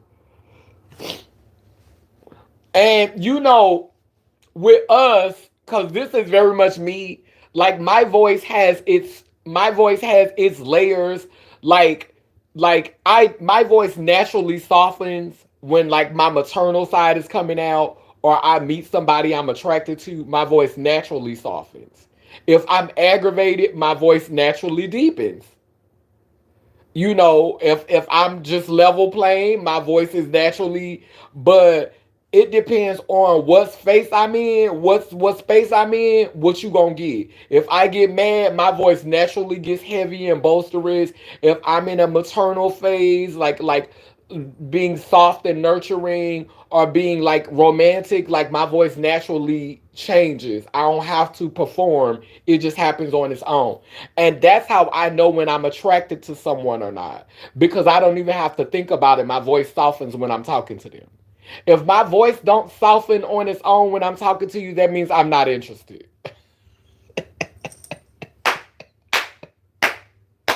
Bitch, I know this about myself, bitch. If that voice don't soften at all, bitch, that means I'm not interested. It always be some BS in the basement. Heavy BS and plungy cakes getting tore up in one of them rooms when the church is still in service. Yes, honey, I remember, honey. This boy was hunching on me doing Bible study on the pews. Bloop, voguing is Olympics. Ballroom, soft tops on display, and tricks in the parking lot cruising. Oh my. To me, they're talented and led by the dark forces. Unfortunately, that's right, purple goddess. Butch bunnies only want to hold on and gatekeep things that are only visual but never connect spiritually, lack substance. That lemon pepper wing in between worn, tired, and sad. Girl, I went looking for some lemon pepper wings. Girl, they don't sell them nowhere in my neighborhood. Went to the grocery store. They don't even sell lemon pepper seasoning, bitch. I was gagged. Still got feathers. Still got feathers on at Anandia. Dick's always only on the menu for those trade. Just nasty. LOL. My I please may I please have your cash app. Uh oh, thank you. Just say you like getting your dick smashed.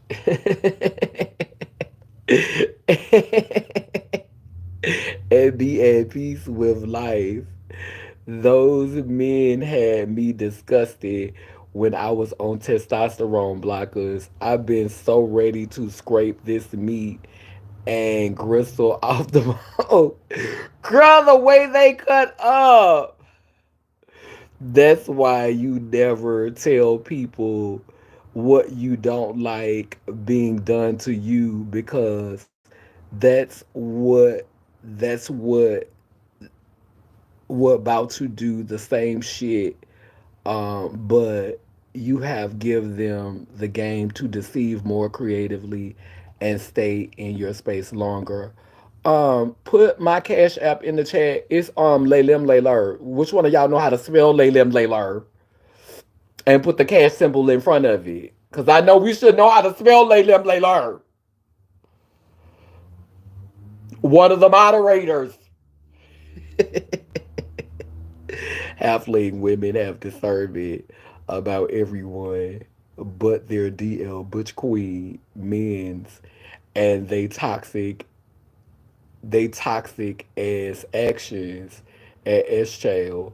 Hope wish she could move like Sydney, but she had to go get a degree because she looked too crazy in a room full of trade and cis women trying to pop and lock it. Yeah, cause if you remember in the beginning, Hope was talented. Like Hope could rap, Hope could do poetry. Like you saw Hope leaning more towards her artistic side in the beginning, but that wasn't cutting it for her because their art wasn't giving her the opportunities. The art wasn't funding the lifestyle that she wanted. But you saw in the beginning she was leaning more towards her creative side. It looked like she was gonna be her own individual. But I love Sydney down, but Sydney look like she's stay full. Hope pretends to be holier than thou, but doing major BS behind the Mexican doors. And bitch, I would not be surprised. I would not be surprised. I would not be surprised, baby. That's a young Leo. And baby, I know how Leos is when they young. Ooh. Bitch, I have two Leo daughters, bitch. I know how Leos give it up. Now, my oldest daughter, the one that's closest to my age, and people always be like, because she's only 2 years younger than me, people be like, well, why she call you mama when y'all damn near the same age? And we was talking about that. And it was like, because we don't look at it from a physical standpoint, we look at it from a spiritual standpoint. Bitch, I'm an old soul. Bitch, I'm old. Bitch, my soul is old as fuck. And my daughter knew that. And she always tell me, she said when she first met me, like, cause everybody was telling her to get a light skinned mama because she's light skinned.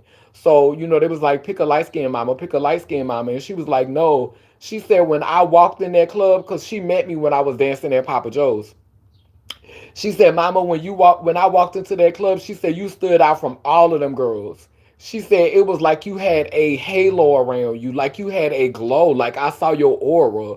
You stood out from all of them girls. And she was like, that's why she wanted me to be her mama, because she saw my aura, you know. And I know that I'm an old soul, so like when you have an old soul, it doesn't matter how far y'all apart in numbers. It matters that spiritual wisdom and that spiritual guidance. It's not about numbers. Pure love, you better shine. Your beautiful voice. Fuck these peasants. Peasants. You too, mama. Thank you, Oracle. You have an authentic sound, Oracle. Thank you. If my voice is deep and dry, that means I have clocked your set and I'm not impressed. Exactly. I talk light to delicious food and innocent babies and cute animals. That's me with babies. That's me with babies and food. Like, and the animals. Yep. We gotta get together and fry some chicken. I will bring the lemon pepper seasoning. Yes, girl, I want y'all to be able to come up this summer. Yeah, they smelled it right. That's the cash app. Y'all better know how to smell lay lim lay learn. Now wait a minute. I think Anundia put an I in that bitch. Now 100% spelled it right. Now Anundia, you had added the I. It's Lelimlelur. So the correct spelling would be 100% pure love. You had added your old I up in there. All right, Purple Prodigy. Although that is how it sounds like it should be, because it's actually spelled Lee Lim Lee Lur. It's not spelled Lay Lim Lay Lur. You actually spelled it how it sounds, but it's spelled Lee Lim Lee Lur. So it's Lelim Leeler, but you pronounce it Lelim Leeler because you know we black folks we gonna say it how we want to say it. We gonna say it how we want to spell it. So it is Lelim Lelur. Sounds yummy. How about lemon pepper fried mushrooms? Yes, I'm here for the lemon pepper fried mushrooms. Cause I had every intention of giving y'all a nasty old picture of some lemon pepper wings. I had every intention of giving y'all some old lemon pepper wings on a post yesterday or the day before yesterday, but girl, the reason why it never happened was because I could not find the lemon pepper. I could not find them nowhere. Okay, SJL. Bring the ranch and the blue cheese. Okay, so clearly lemon pepper is going to be the dish when we finally do our meetup. When we finally get the funding for this meetup. Clearly lemon pepper is going to be one of the dishes because we're all inconsistent. We're all inconsistent. We all agree. We're all in agreement that lemon pepper wings. We're gonna do some lemon pepper wings and some lemon pepper mushrooms. Cause you know I fucks with the vegan and I fucks with the meat. So we're gonna have lemon pepper wings and lemon pepper mushrooms. Down. My voice gets brick when a motherfucker annoys me and comes with noise. I fuck with a fried mushroom. Yes, honey. I love mushrooms. I love sauteed mushrooms and fried mushrooms. And baby, I know how to do a lion's mane mushroom that tastes like a pork chop. I know how to do a mushroom that tastes like a steak. Oh bitch, I could work with a mushroom, bitch. Oh bitch, I could do mushroom gumbo, bitch. I could work with a mushroom, bitch. Lemon pepper seasoning is the highlight in Chicago. LOL, my girl, pure, period, SHL, lion mane mushroom style, yes, and a good old trumpet mushroom, yes, honey, yes, lem leler, exactly. I added the one. Oh, you added the IOMG. I didn't mean to sabotage the oral. And get up from the table if no lemon pepper is being served. Not none? Bitch, I love lemon pepper. Girl, that's one of my main seasonings. And I'm like, if I'd have known that they wasn't gonna have it in this area, I don't think that they don't have lemon pepper in New York. Cause I think that I've had a lemon pepper wing from somewhere. But I'm in like a more Haitian, Jamaican neighborhood. And you know, they feature jerk. They feature jerk and curry. Like jerk and curry is really their thing in this neighborhood. And so you're more likely to find curry seasoning and jerk seasoning, but not necessarily even oxtail seasoning, but you're not really gonna find like lemon pepper seasoning. So it's like, girl, I'm like, I should have brought my lemon pepper seasoning from Georgia because girl, I don't see none around. T.S. Alchemist. I want to taste a mushroom steak. Yes. Mm-hmm. Period. Well, girl, let me get ready. Oh my goodness. Well, thank you for that, girl. Thank you for that lovely donation, girl. I appreciate that coin, girl. Cause she was broke. Hold on, let me get my candle. Cause she was broke. I'm coming right back. Let's do a commercial break. I'm gonna play a song while I go to the bathroom because I got a pee pee.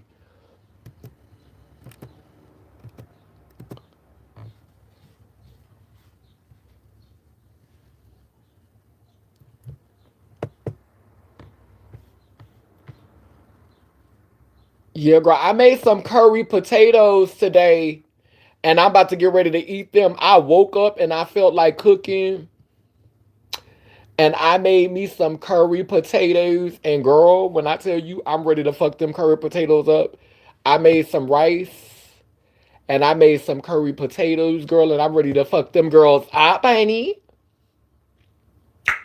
I'm ready to fuck them girls up, you hear me?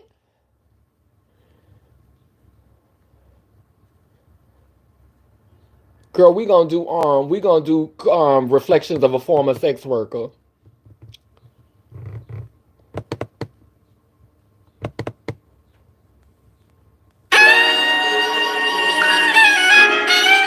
Juke joint music, I am Camille Maffa.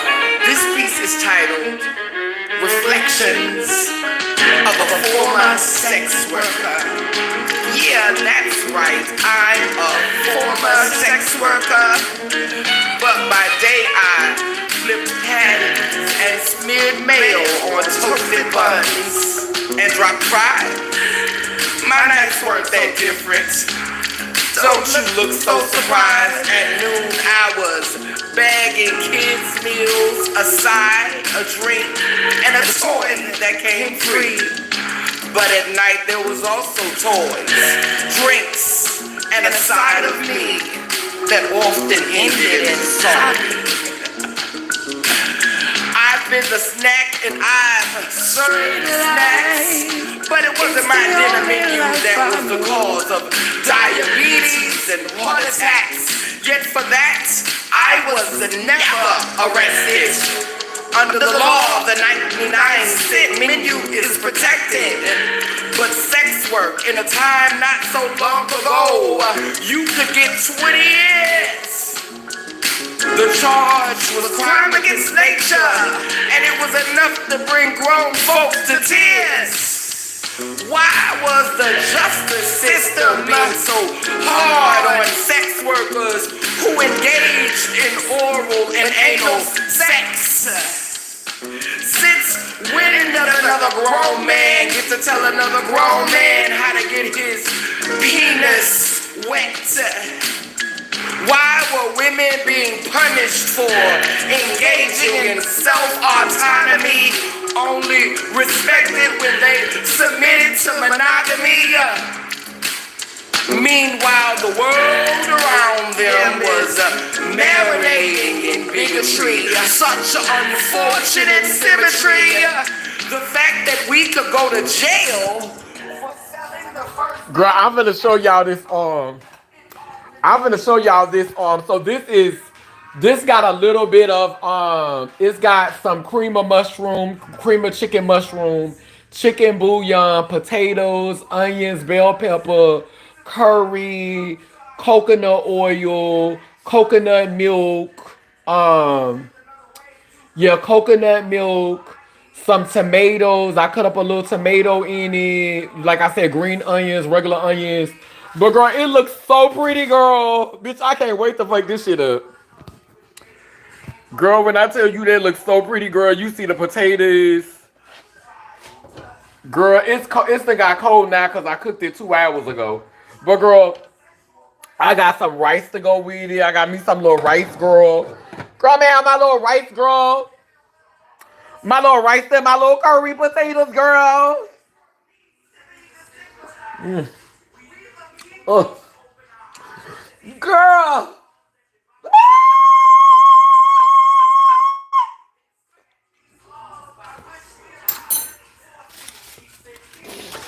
Oh my goodness. Oh my goodness. Girl. Oh, girl, when you put that cream of coconut in anything, bitch, you already know. Girl. Girl, you already know, girl. Girl. That's just my 2 cents. If I might be so bold. Young and Yes, old. ma'am, baby. Just because I rented out my body, don't mean I sold my Girl, soul. but I tell you. Yes, I have sold many things, amongst them cinema tickets, milkshakes, and steaming. Yes, ma'am, girl. That's her arm. Baby, I did it up in that skillet. And it's cold because I cooked it before I started the live. Like I had already cooked it. I don't know when I woke up. So when I woke up, I had some raisin bran. I was gonna make me some oatmeal because I use coconut milk for my cereal and my oatmeal.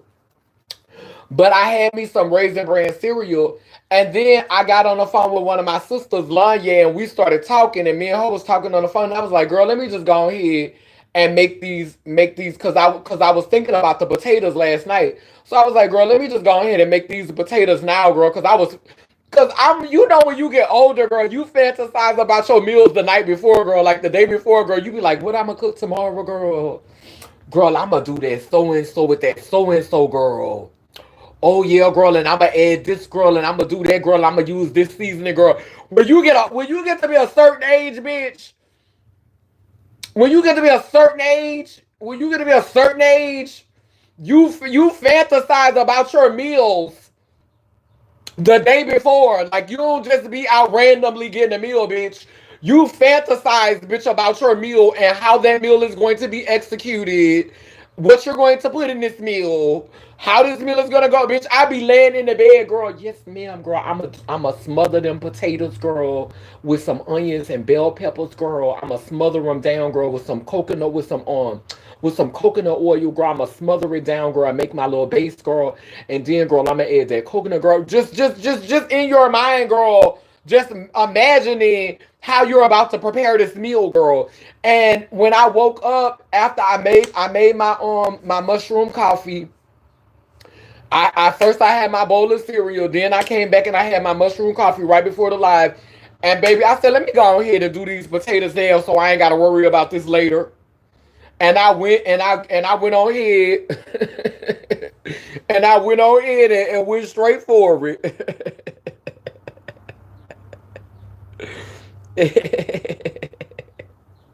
Raisin bran will clean you out. I eat my raisin bran for that purpose. Raisin bran and oatmeal.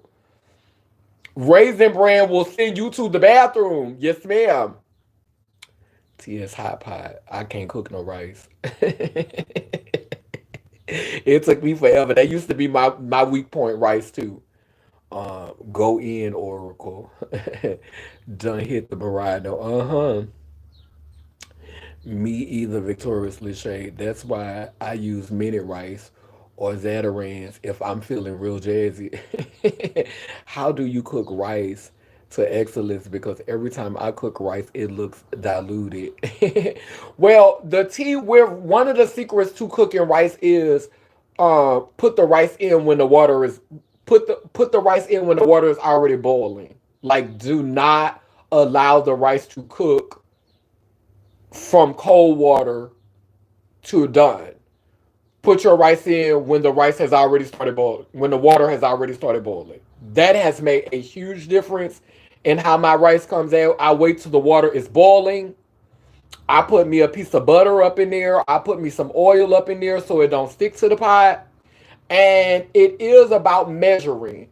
So you want double the amount of water with your rice.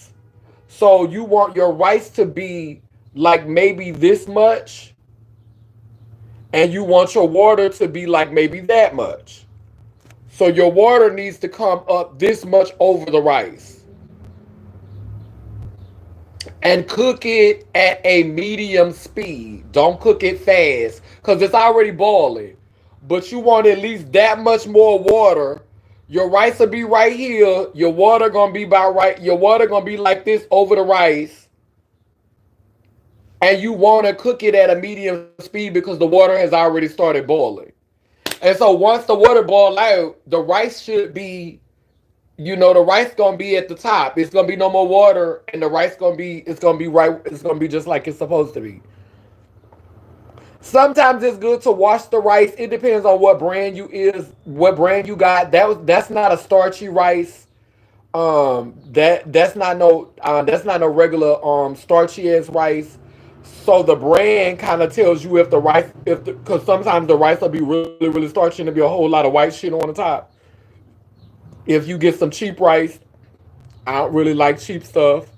Like I'm not a materialistic person, But I don't cut corners on when it comes to food. Now, bitch, if I gotta feed me and some other people, then yeah, I might have to cut some corners because girl, my budget ain't really. But if it's just me feeding myself, I don't cut corners on my stomach. Cause that's your temple. Bitch, I might wear some clothes from the thrift store. Bitch, I might wear some hand-me-downs. But one thing that I'm not about to do is play with my stomach. Bitch, I will wear hand-me-downs. Bitch, I will wear some chicken bone earrings, bitch. Bitch, I will be a hand-me-down bitch. But when it comes to my stomach, oh, I don't eat garbage. You'll be offering me something and I'll be like, and people be thinking I be being shady. No, man, bitch. I have the nothingness. My HIV, my immune system is compromised, bitch. I can't be eating all that bullshit. Oh, speaking of which, girl, let me read my results, girl. And but you know I've mastered my med. Oh yeah, I did a little video where I thought I wanted to do a video with my doctor yesterday. He took a picture with me, but he told me not to post it nowhere publicly because I know me and you was talking about that prodigy. But he took a picture with me and he told me not to share it publicly, so I'm not. But I love my doctor. But I do have like a little piece of when I went into the office. I'm probably gonna share that to my Instagram and share it to my story because yesterday I went in to get my test results read. And y'all know I be fasting. So y'all know I go on and off those meds because I don't like, the long term effects of the meds. So Chael, I time it. When I know I'm getting ready to go in and I know I'm getting ready to get my blood done, bitch, I time it, girl, and I start taking them pills about 10 days before, about 14 days before, so I can be undetectable, girl. And girl, that's exactly what the fuck it was, bitch. Girl, I said, wait, so what did it say? Yeah, girl, he said, he read my T cell count. Wait a minute, all my shit looked good. He said, where is it at?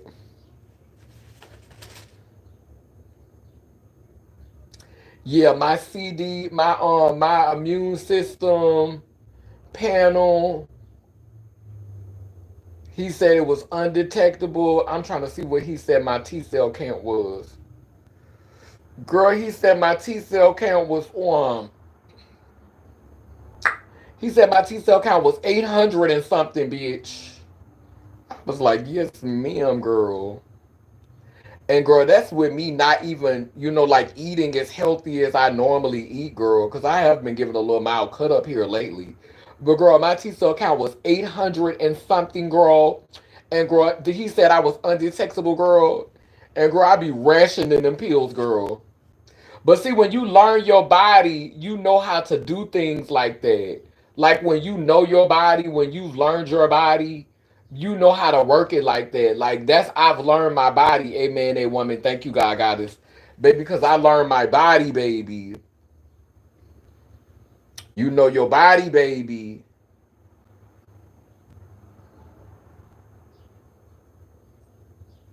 Yeah, he said everything was good, honey. He said everything. He said everything. Everything good, baby. Everything good, baby. He was reading it off, baby. He was reading off, the hep C, the syphilis, the gonorrhea, the all that bitch. He was reading all that off, and he was like, "Yes, you're good. You're good. You're good."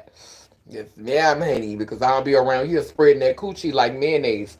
Now, girl, I wanted to ask for a pass. I want to talk to the nation for a second. I want to talk to the nation for a second. Now y'all know this is my birthday month, so I'm asking for a pass to get my cookies blended and mixed. I want one night this month to be able to get my cookies blended and mixed, and I want us to bypass. And I'm coming to the nation. I'm not just gonna go and do it. I'm coming to the nation, and I'm saying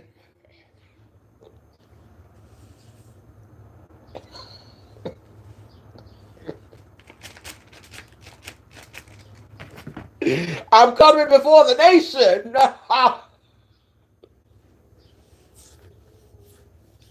And you know this is my birthday season.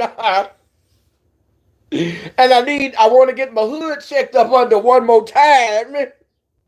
Get my tires rotated, if I will.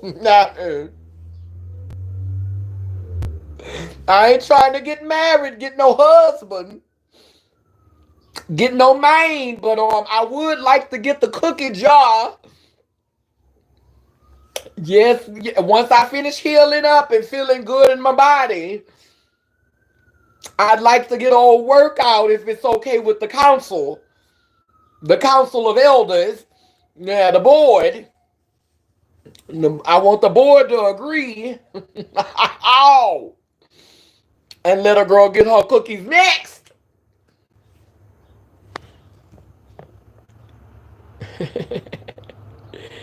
Reading minds, cause Raisin Bran is my go-to cereal. That I like that and Special K. I've learned to make rice. I just watch the water. Oh, we 100% love told me to use Uncle Ben's minutes right. Clean out the brownie. Uh, family. I just got to stir the rice shell and shell. Oatmeal is so good. I just ate oatmeal yesterday. Now grits, I can cook that. Okay, I like shrimp and grits. I can't eat a lot of grits though. They do something with me in my stomach. I used to be able to eat them before I got the nothingness. I can't eat peanut butter and I cannot eat grits. Then I think it's something that the medication altered in me because I used to fuck up a peanut butter and jelly sandwich and some grits. But I can eat a little bit. Like I can't eat big old plates of grits. I can eat a little bit of grits, but I can't fuck with peanuts. I rinse my rice first. I love me some oatmeal with a splash of canned milk.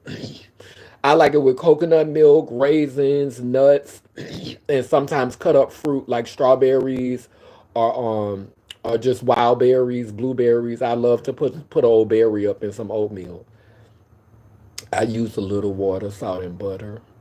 Well, for your grits or for your oatmeal?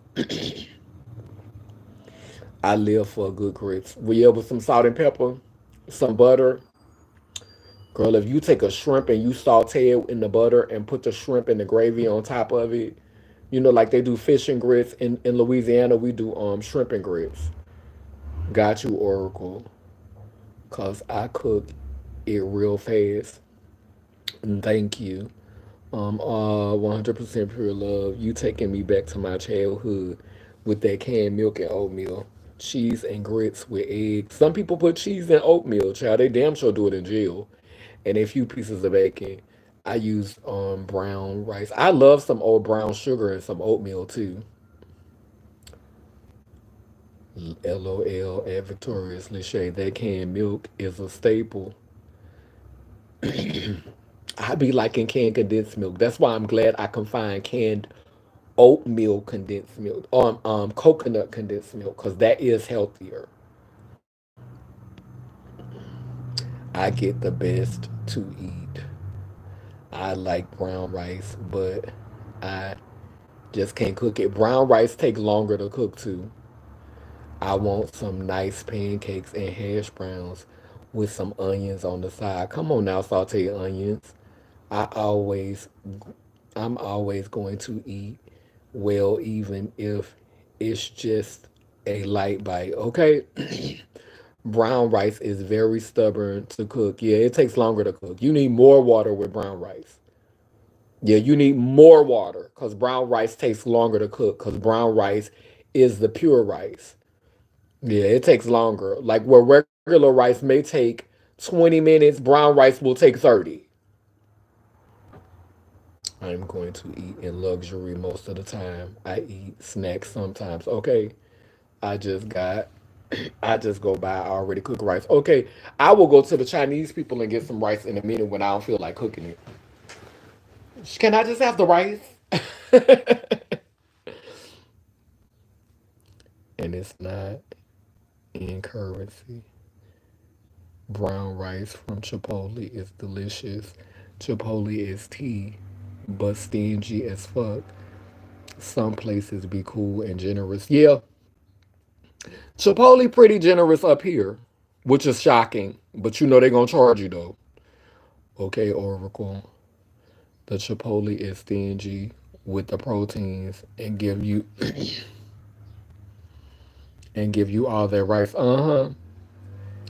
They do be stingy with the portions. Like it's coming out their mama's mouth, girl. That's when I'm feeling fishy. I get a burrito bowl with extra guacamole. Come on, Chipotle do be nice though.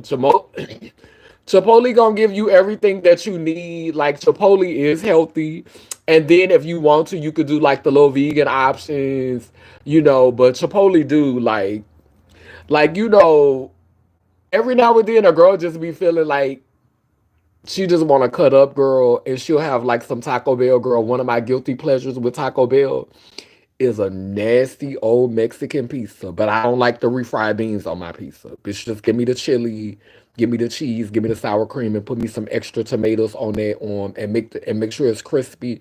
Girl, I love a old vegan. Girl, I love a old Mexican pizza, girl.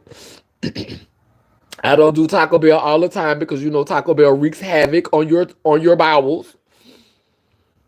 Toxic Taco Bell will leave your bowels in a shambles. But every now and then, girl, when I'm ready to walk on the wild side, girl, I want to have me something that's gonna hold down the liquor, girl. Cause I've been drinking. I've been drinking. I've been drinking. Yes, ma'am, girl. I'll do a nasty old Mexican pizza and a couple of tacos from Taco Bell, girl. I don't know what type of meat that really is, though, girl. That's why I don't fuck with Taco Bell all the time. Be having loads of food and picky as fuck. That's very much me. Just got out of the damn hospital. Let that pussy rest.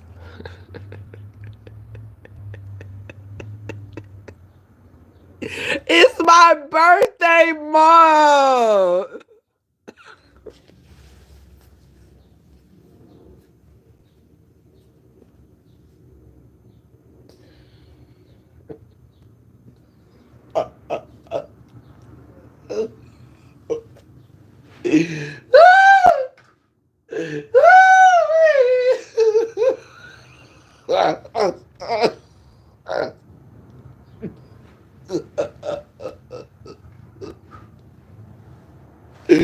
Girl, it's my birthday month, girl. I'm not gonna let him do it hard. He go.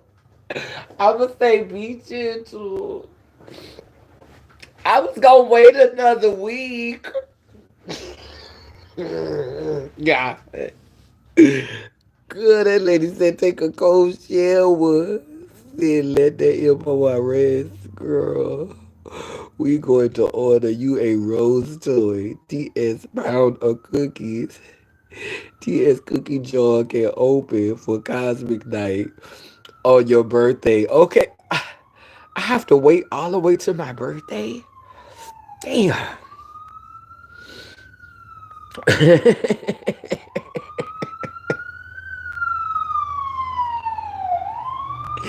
Bitch, all the way to my birthday, man. I guess that's fair.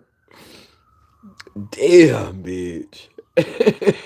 Damn, bitch. I propose B-Day dig. And after that, the joint is permanently closed.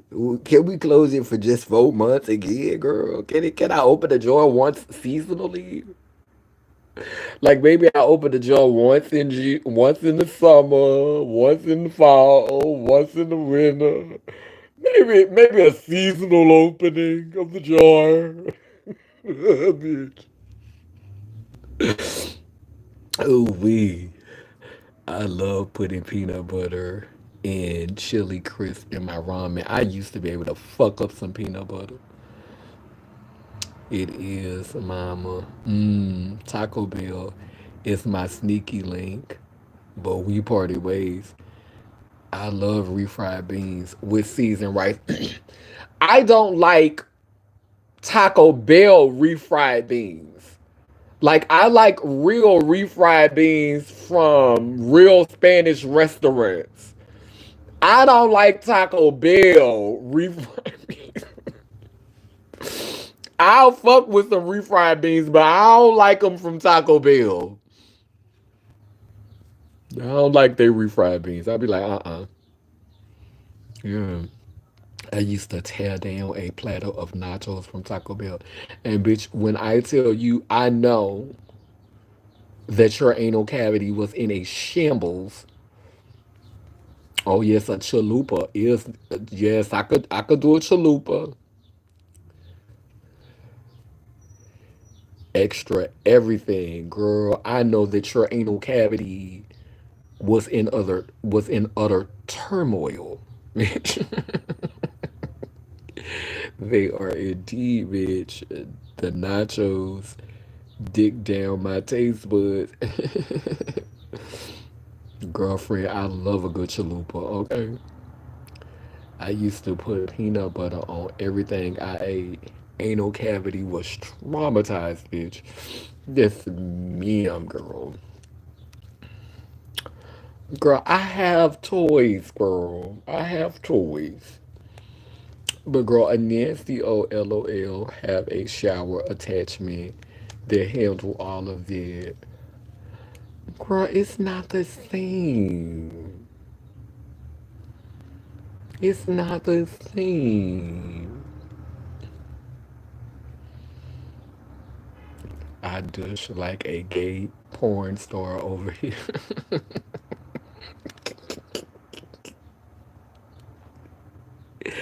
Ooh wee. It's not the same. I just need to feel a connection just maybe once seasonally. Okay, because you don't have to now, huh? But girl, this girl, you probably ain't gonna even get that box tampered with, girl. Because you got your Empire now, girl, and you not even much about to get your Empire broke in. Over here telling me to sit on mine. Telling me to sit on mine, girl. Don't want me to have, girl. Girl, for Gemini season, girl, just one celestial moment, girl. Then, girl, I'll put that girl back on the shelf, girl. I don't know, cause girl, I was thinking about having a reunion with the other one, but that ping is good, and girl, if I give him some again, girl, like part of me is like, okay, I want him to be able to get the coochie, and then just stop calling me, and then the other part of me is like, is it gonna hurt my pride if he don't call me?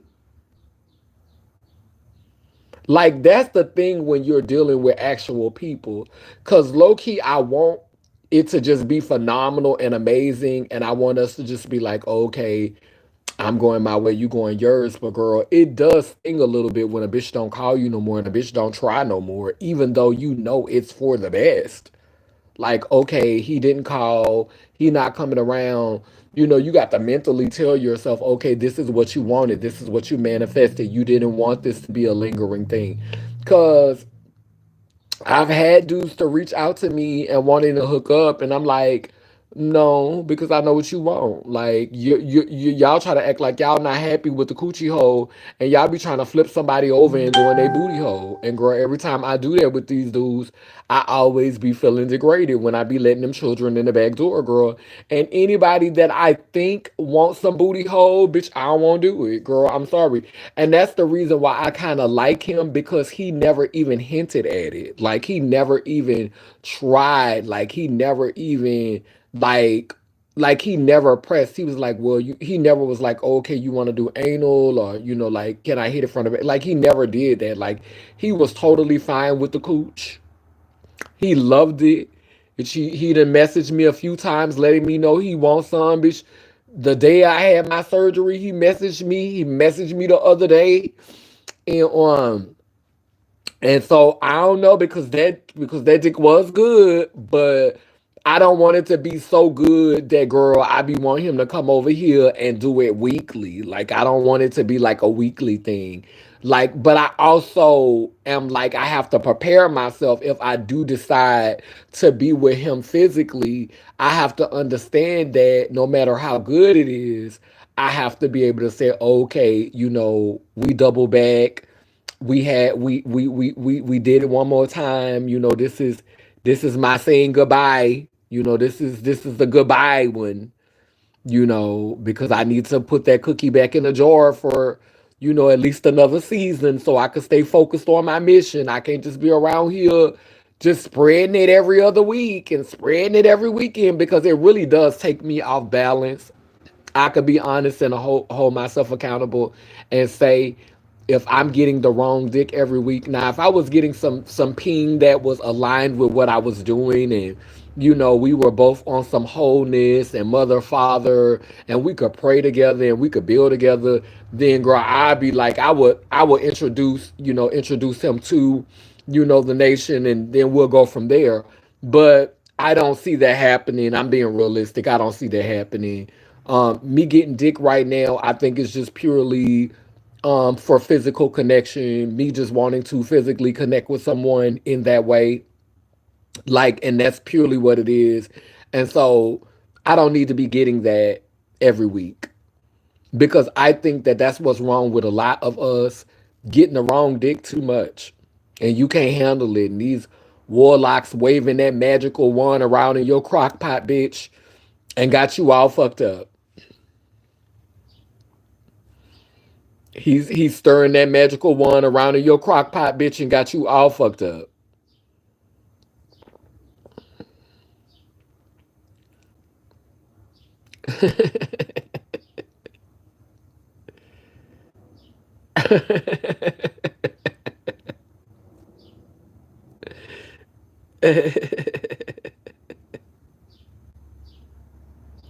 Okay, pure. Hello. I'm throwing that ass in a circle when I do this. Summer pig. I'm not letting nobody's nasty son touch me. Maybe, maybe this time next year after I build my pH balance back up. Okay, okay, Cosmic Ping, not lying as Jamaican Ping. Yeah, no, I'm not gonna mess with no Jamaicans. Men are cold blooded and they don't deserve nice things. Okay, niggas come with too much attachments, fleas, diseases, and cooties and pretend they celebrate lying ass motherfuckers. Okay, I got my Raid and Florida water on standby. Not Raid. Keep them cookies on the top shelf. Top shelf, clean and fresh. Yeah, he do like to use condoms, so that's a good thing. And it's not an emotional thing because we won't be doing all that kissing and shit, girl. He be affectionate, but we won't be doing all that kissing and we use condoms. Like that was the experience that I had last time, girl. So I don't wanna like the Jamaican that I was messing with, girl, he kinda had me messed up a little bit because we were being affectionate, like we was kissing and hugging and rubbing and girl, that's when you start getting confused, girl, when it start becoming too much like y'all making love, girl. No, it's really just a physical fix, a little nookie fix. Cut out a picture of young Denzel and tape it to your dilator. Girl, you remember when Denzel played in that movie where they had drugged him and he was sleeping with that white woman? Baby, I used to motherfucking rub one out to that bitch. You remember, baby, when they had drugged Denzel and he slept with that white woman? I can't think of the movie for nothing to save my life right now. I can't think of the name of that movie. But baby, Denzel, that white woman was riding Denzel. Oh my goodness, girl, that was so hot.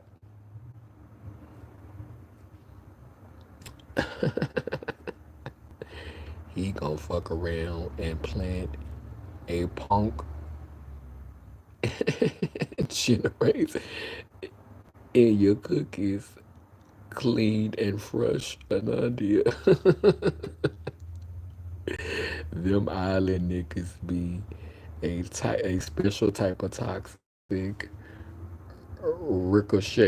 Ricochet, that's the movie. That's the movie. That's the movie. That's the movie. Young Denzel rubbing the genie bowl, bitch. Yes, ma'am. That was in the swimming pool.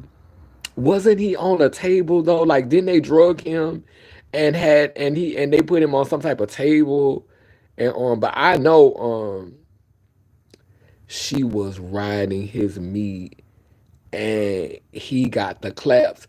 And I think we saw a little bit of meat. Did we see a little bit of meat? Or was that just me in my mind thinking that I saw some meat? Wasn't that really graphic? Yeah, gave him something that he brought home to his wife.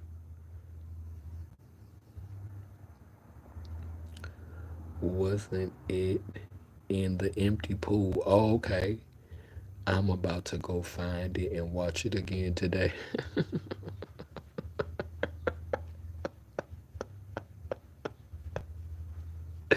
I thought we saw a little meat.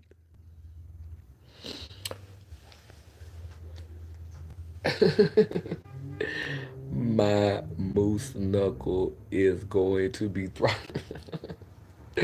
Child, let me get this candle so I can do our clothes there, girl, because we've been out here for 3 hours and I'm hungry. My goodness, we just started talking about Denzel. And girl, you got my little lust cup, got my little lust cup in an uproar. And the children to let me know that the only day I possibly might get to play is still 3 weeks from now. Girl.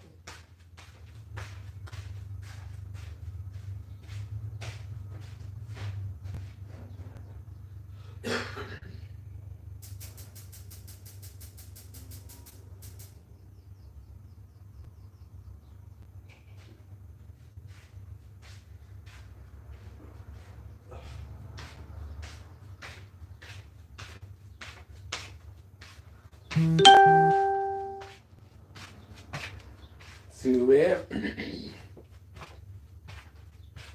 do everything romantic now, babe. Light a candle. It's time to get romantic. Let me stop. We are not worshiping the spirit of lust. We're not going to let the spirit of lust control us. Lust in your heart. I enjoyed myself today with y'all. Thank you, Victoriously Shay.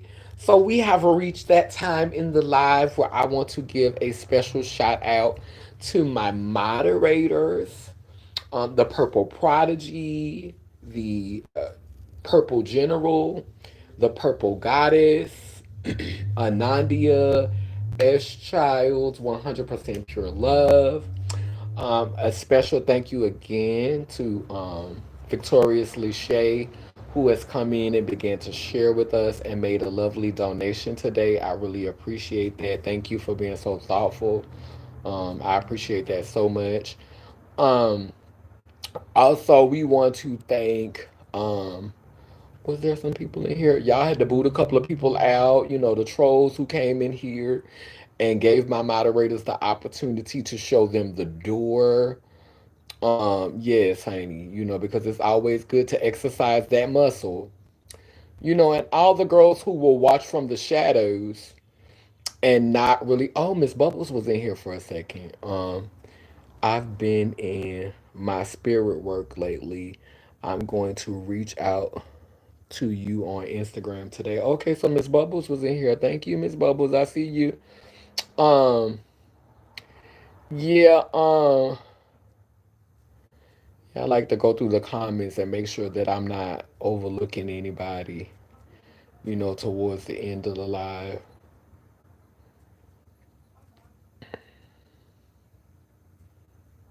Yeah, I like to make sure I'm, looking, connecting with everybody, acknowledging everybody.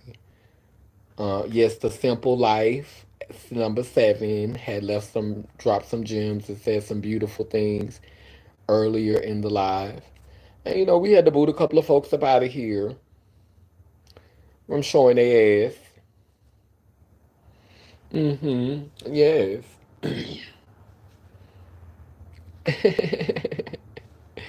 I love my purple dolls. Yes, honey. So, as above, so below, as within, so without. And then we like to acknowledge that sometimes things are the other way. As above, so below, as within, so without. As above, so below, as within, so without. Thank you, God Goddess. Thank you, God Goddess. Thank you, God Goddess. A man, a woman, they lim, they lur. As we blow out this candle on the physical plane, it grows with intensity and purpose on the spiritual plane, preparing us for times that are now. We honor the ancestors who have come, the ancestors who are here, and the ancestors who will come.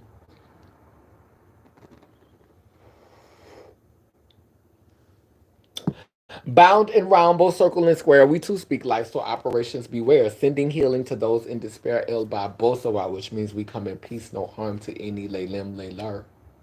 Iangani Iyanko Kalukalo, which means I am a child of God Goddess, and if I am, you know you are.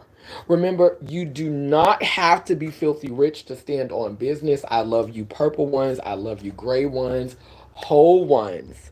We're going to continue to do this work and heal these halflings and elevate and expand consciousness and build and heal collectively so we can make space for the ones of us who are less melanated to see us model, to see the beginning, to see beings who are closer to source model healing so that those who are ready to heal amongst them can have a safe space to come. But we cannot make space for the Caucasians until we have began to heal collectively amongst ourselves. And that's why I'm so happy that I'm able to have the relationship that I have with my son, because I had to work on healing first so that I could create a safe space for my son to feel healed and to feel seen. We are trying to meet them where they are when really we need to work on us so they can meet us where we are. Amen, a woman. And a lot of times we're inviting them into spaces where we're only mirroring the toxic ways of the oppressor instead of representing the ways of our ancestors. So we need to work on bringing back those spaces, resurrecting those spaces, those healing spaces, so that we can create space for those who are ready, those who are true, and those who are honest to come in and heal. With that being said, I love y'all. Y'all take care, peace, and blessings. Have a beautiful weekend. And yes, enjoy, relax. I'm about to go eat though. I love y'all later. Mwah.